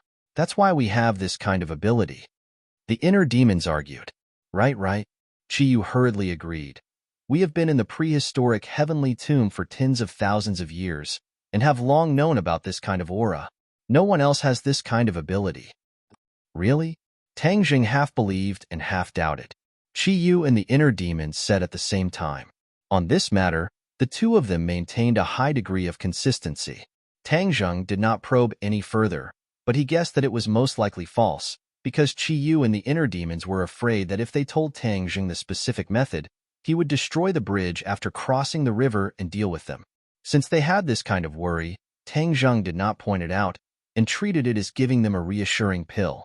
"All right, I won't pursue the matter further, but you must tell me where this kind of prehistoric aura is." Tang Zheng said sternly. "Yes, we can tell you right now that there is a prehistoric aura in the capital." "Beijing." Tang Zheng was shocked. His face darkened and asked sternly, "Why didn't you tell me before?" "This." The two of them stammered. "We didn't think of this before and ignored it. We only thought of this after seeing Mrs. Du's situation." "Really?" Tang Zheng absolutely did not believe that the two of them must have other ideas in mind. "Yes, definitely. The two of them hurriedly promised. Tang Zheng smiled and did not pursue the matter further. "Then we will set off for the capital tomorrow, and we must find the prehistoric aura that you mentioned." "No problem." The next day, Tang Zheng first went to check on Mrs. Du and made sure that there was nothing serious. Tang Zheng and Mrs. Du were very grateful to him and said a lot of good words. Then, Tang Zheng and the King of Medicine found a secluded place.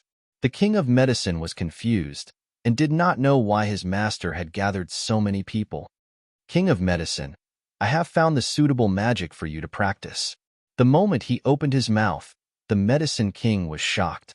He was overjoyed and moved to tears of gratitude. "Many thanks to Master. I will never forget this kindness." Tang Jing waved his hand and said, "This magic method is called Shinong Jing. It is—" "What? Shinong Jing?" Before he finished, the King of Medicine had already screamed in shock. "Yes, what's wrong?" Tang Jing looked at him in confusion, as if his reaction was a bit too big. "Master." The King of Medicine was so excited that his lips trembled. He patted his chest and suppressed the stormy waves in his heart and said, "Master, is it really Shunnong Jing? Of course, do you think I would lie to you?" No, I definitely didn't mean that. It's just that rumor has it that Shinong Jing has disappeared for tens of thousands of years, and there are only a few words about it in some medical books. Many people think that it is a legend, made up, and not believed at all. The King of Medicine explained. Tang Zheng was suddenly enlightened. No wonder he was so agitated and lightly said, "This is just some people's shallow view. The Shinong scripture is real." The King of Medicine nodded continuously. His old face was flushed with excitement, and even his wrinkles seemed to have smoothed out a lot. In the blink of an eye, he seemed to have become 10 years younger. Tang Jing laughed involuntarily. "Is it necessary to be so excited?" "Of course." The King of Medicine nodded seriously. "Master, you don't know the name of Shinong Jing in the apricot forest. Legend has it that it was written by Shinong, and it is the origin of medicine. Many of the methods of curing diseases and saving people recorded in it are called magic, and it is extremely mysterious. If Shinong Jing really does see the light of day again, it will definitely benefit millions of people in the world." The King of Medicine talked endlessly, his eyes shining. Tang Jing nodded secretly, and gradually understood why he was so excited. The status of Shinong Jing was really too high, and if it were anyone in the apricot forest, they would probably have the same reaction as him. In that case, you should carry Shinong Jing forward, help the world by practicing medicine, and save more people. Tang Zheng urged. The king of medicine nodded heavily and said meticulously, Master, don't worry, I will live up to your expectations, and I will not let Shinong and Shinong Jing down. Don't be so serious. It's just that Shinong Jing is not only a medical book, but also a set of cultivation methods. You are a warrior, and you can only practice Shinong Jing if you destroy all your kung fu. Are you willing? Tang Jing asked. Yes, of course, I am willing, 1,000, 10,000 times willing. The king of medicine nodded eagerly. Young man, you see, we were right. He will definitely be willing. The inner demons came out to take credit. Tang Zheng ignored them and continued to say to the king of medicine, Then let's start now. I will destroy your kung fu, and it may be a little painful. You have to bear with it.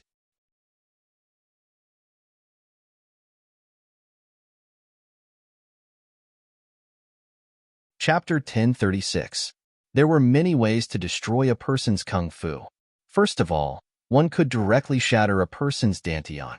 From then on, it would be difficult for the dantian to gather and produce internal strength.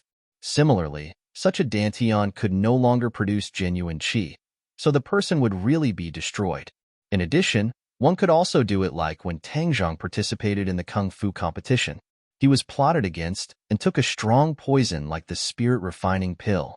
This would not only destroy a person's kung fu, but also destroy a person's body and meridians. This method was not advisable. Finally, there was another way, which was to use a strong kung fu to dissolve the opponent's internal strength. This could only be done if there was a great disparity between the two people's kung fu. This method would not hurt the meridians and body, and was the most gentle. Tang Jing naturally chose this method. His kung fu was much stronger than the king of medicine, so of course he could do this. However, the process of dissolving internal strength would inevitably be accompanied by pain. I'm starting. Tang Zheng shouted in a deep voice and activated his genuine qi. The medicine king's body suddenly stiffened as he furrowed his brows. This was because he felt a powerful energy rush into his meridians. At that moment, a bone-piercing pain appeared spontaneously. He subconsciously groaned in pain, but quickly gritted his teeth to hold it back. Tang Zheng's mind was not distracted as he quickly cut the Gordian knot. True qi rampaged through his meridians, but did not injure his meridians, as he tried to use the fastest speed to cripple his martial arts. It had to be said that although the king of medicine was a master in the apricot forest and his medical skills were exquisite, his kung fu cultivation was indeed mediocre. Therefore, Tang Zheng's progress was very fast. His genuine qi swept through the king of medicine's meridians and dantian at lightning speed. In the end, the genuine qi defeated all the internal strength, and even the internal strength in the dantian disappeared completely. If it was an ordinary case of dissolving one's kung fu, this would be the end, but Tang Zheng was not satisfied with this. The king of medicine was old, so it would take twice the effort for half the result to cultivate. In order to make up for this defect, he decided to take this opportunity to personally cleanse his muscles and marrow and widen his meridians so that he could cultivate faster in the future. Suddenly, the king of medicine could not help but cry out. Beads of sweat the size of beans appeared on his forehead. This was the side effect of the forceful cleansing of muscles and marrow. King of medicine, hold it in. I'll help you with the bone marrow cleansing. Tang Zheng hurriedly urged. The king of medicine nodded and gritted his teeth. Master, I can hold on. Just let me go. Tang Zheng secretly praised him. The pain that the king of medicine had to endure was several times more intense than that of an ordinary person. If it wasn't for his great perseverance, it would be impossible for him to endure. But Tang Zheng believed that the king of medicine could do it. As expected, although the king of medicine was sweating profusely as if he had just been fished out of the water, he gritted his teeth and did not utter a single word. The meridians were widened little by little, and the impurities were gradually discharged from the body. The surface of the king of medicine's body was covered with a layer of black dirt, and the wrinkles on his face seemed to have smoothed out a lot. Tang Zheng said in his heart that he was finally going to succeed. He pointed at the center of the medicine king's eyebrows and said, "Focus your mind and calm down. I will pass on the Shinnong scripture to you. You will follow the Shinnong scripture's instructions to guide your qi and enter the refining qi stage." "Yes, master." The king of medicine was in pain and happiness. Suddenly, he felt a light flash in his mind, and then there was an ancient book. He was shocked and immediately understood that this was the Shinnong Jing. He was so happy that he almost cheered, but he immediately restrained his mind and followed the Shinnong Jing's instructions. He began to cultivate little by little. A warm feeling immediately grew from his dantian, and then flowed along his meridians to his limbs and bones. True qi. Is this the true qi? He was overjoyed, and his temples were throbbing. Tang Zheng also noticed the true qi in his body. Although this true qi was weak, it naturally repelled his true qi, as if it wanted to drive out this invader. Tang Zheng's mouth curved into a smile, and he controlled the true qi to withdraw little by little from his meridians, and then he guarded him. The king of medicine was like a statue, motionless, and immersed in the mysterious realm of cultivation. From now on, he could be considered to have stepped into the threshold of cultivation and was able to glimpse the mystery of the great Tao. After a long time, the king of medicine finally opened his eyes, and his eyes were full of joy. He excitedly said, "Master, I've finally succeeded. I've become a cultivator. Thank you for the grace of rebirth." As he spoke, he was about to bow down to Tang Zheng. Tang Zheng hurriedly held him and said with a smile, "No need to be so polite. Since you call me master, this is what I should do. Master's great kindness. I'll never forget it. I taught you Shinnong Jing so that you can better practice medicine and save people. I hope you won't forget your original intention and carry forward Shinnong Jing so that my painstaking efforts will not be in vain." Tang Zheng sincerely said. Although there was a large age gap between the two, they didn't feel the slightest awkwardness towards these words. As the saying goes, the one who reaches the top first. Both of them tacitly agreed on this point. The king of medicine patted his chest, and like a hot-blooded youth, he passionately expressed his promise. Suddenly, he frowned and said, Why is it so smelly? Haha, I'm washing your meridians and removing the impurities. This strange smell is the cause of the impurities being expelled from your body." The king of medicine suddenly understood and hurriedly went back to his room to take a bath. The two chatted for a while, and Tang Zheng clearly explained some things to pay attention to in cultivation, and then they parted ways. He went back to the capital, and the king of medicine went back to the pharmaceutical factory. He flew back to the capital on his sword, and as soon as he landed, he couldn't wait to ask, "Chi, inner demons, you said that there's a primordial aura in the capital. Where is it? Quickly take me there." The two immediately appeared and said, "Don't be noisy. Let us feel it first." The smog in the capital is so bad that even the primordial aura is covered up by this smog and has become very weak. We have to find it slowly. Tang Zheng speechlessly rolled his eyes and looked up at the sky. The sky was gloomy, as if it was covered with a layer of gray cloth. Although the tree of life had been constantly improving the spiritual energy and air in this world, after all, it had only been a short time, and the air quality was really too poor, so the effect was not immediately visible.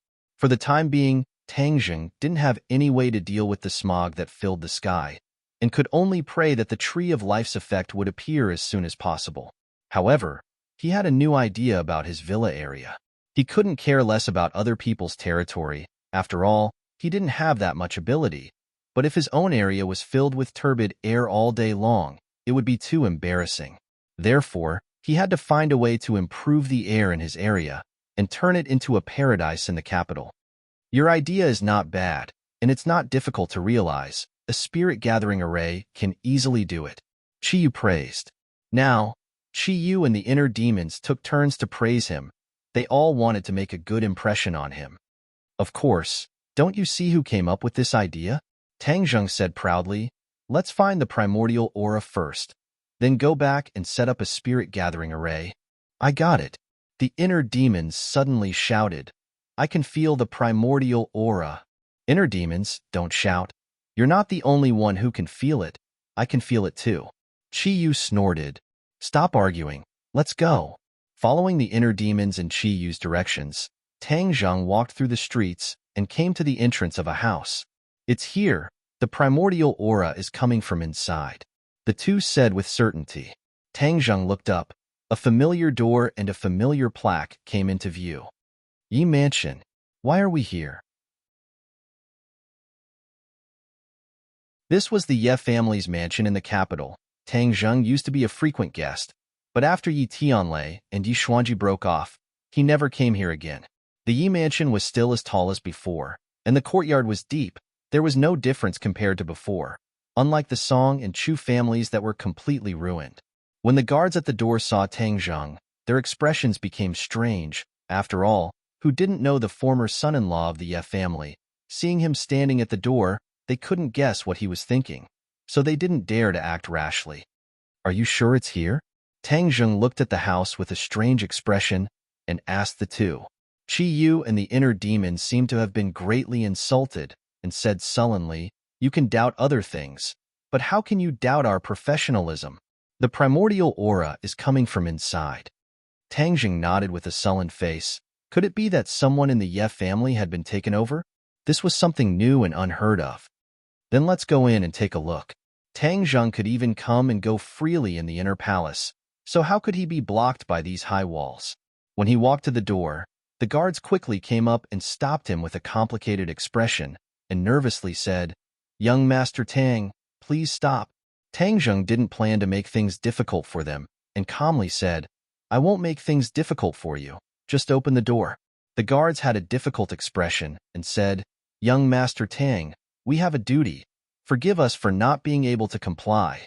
Seeing Tang Zheng's expression suddenly change, as if he was about to flip out, a smart guard quickly said, Young Master Tang, please wait a moment. We will go and report. Tang Zheng hesitated. Since the primordial aura was in the Yi mansion, it naturally couldn't escape, so he nodded his head. Not long after, the guards hurriedly ran back and respectfully bowed to Tang Zheng and said, Young Master Tang, please, the Patriarch is waiting for you in the main hall. Tang Zheng walked in with large strides and found that there wasn't much change in the Yi mansion. He secretly asked the two guards about the primordial aura's whereabouts, and the two acted as guides, guiding him forward. AI, Young Master Tang, it's not that way, it's this way. Seeing Tang Zheng turn the corner, the guards were shocked and quickly shouted, The Patriarch is waiting in the main hall. It's this way? I'll go over here first. Tang Zheng didn't want to delay any longer, and with a leap, he turned into a blur and rushed towards the direction of the primordial aura. Ah, Young Master Tang, you can't. The guards turned pale with fright and screamed. Suddenly, a figure descended from the sky and blocked in front of Tang Zheng. Looking closely, it was actually Yi Xuanji, who looked a bit older than before, and his snow-white beard fluttered in the wind. You're tuning into the Warrior Lore YouTube channel. Don't forget to subscribe and join us on this journey to catch the most captivating stories.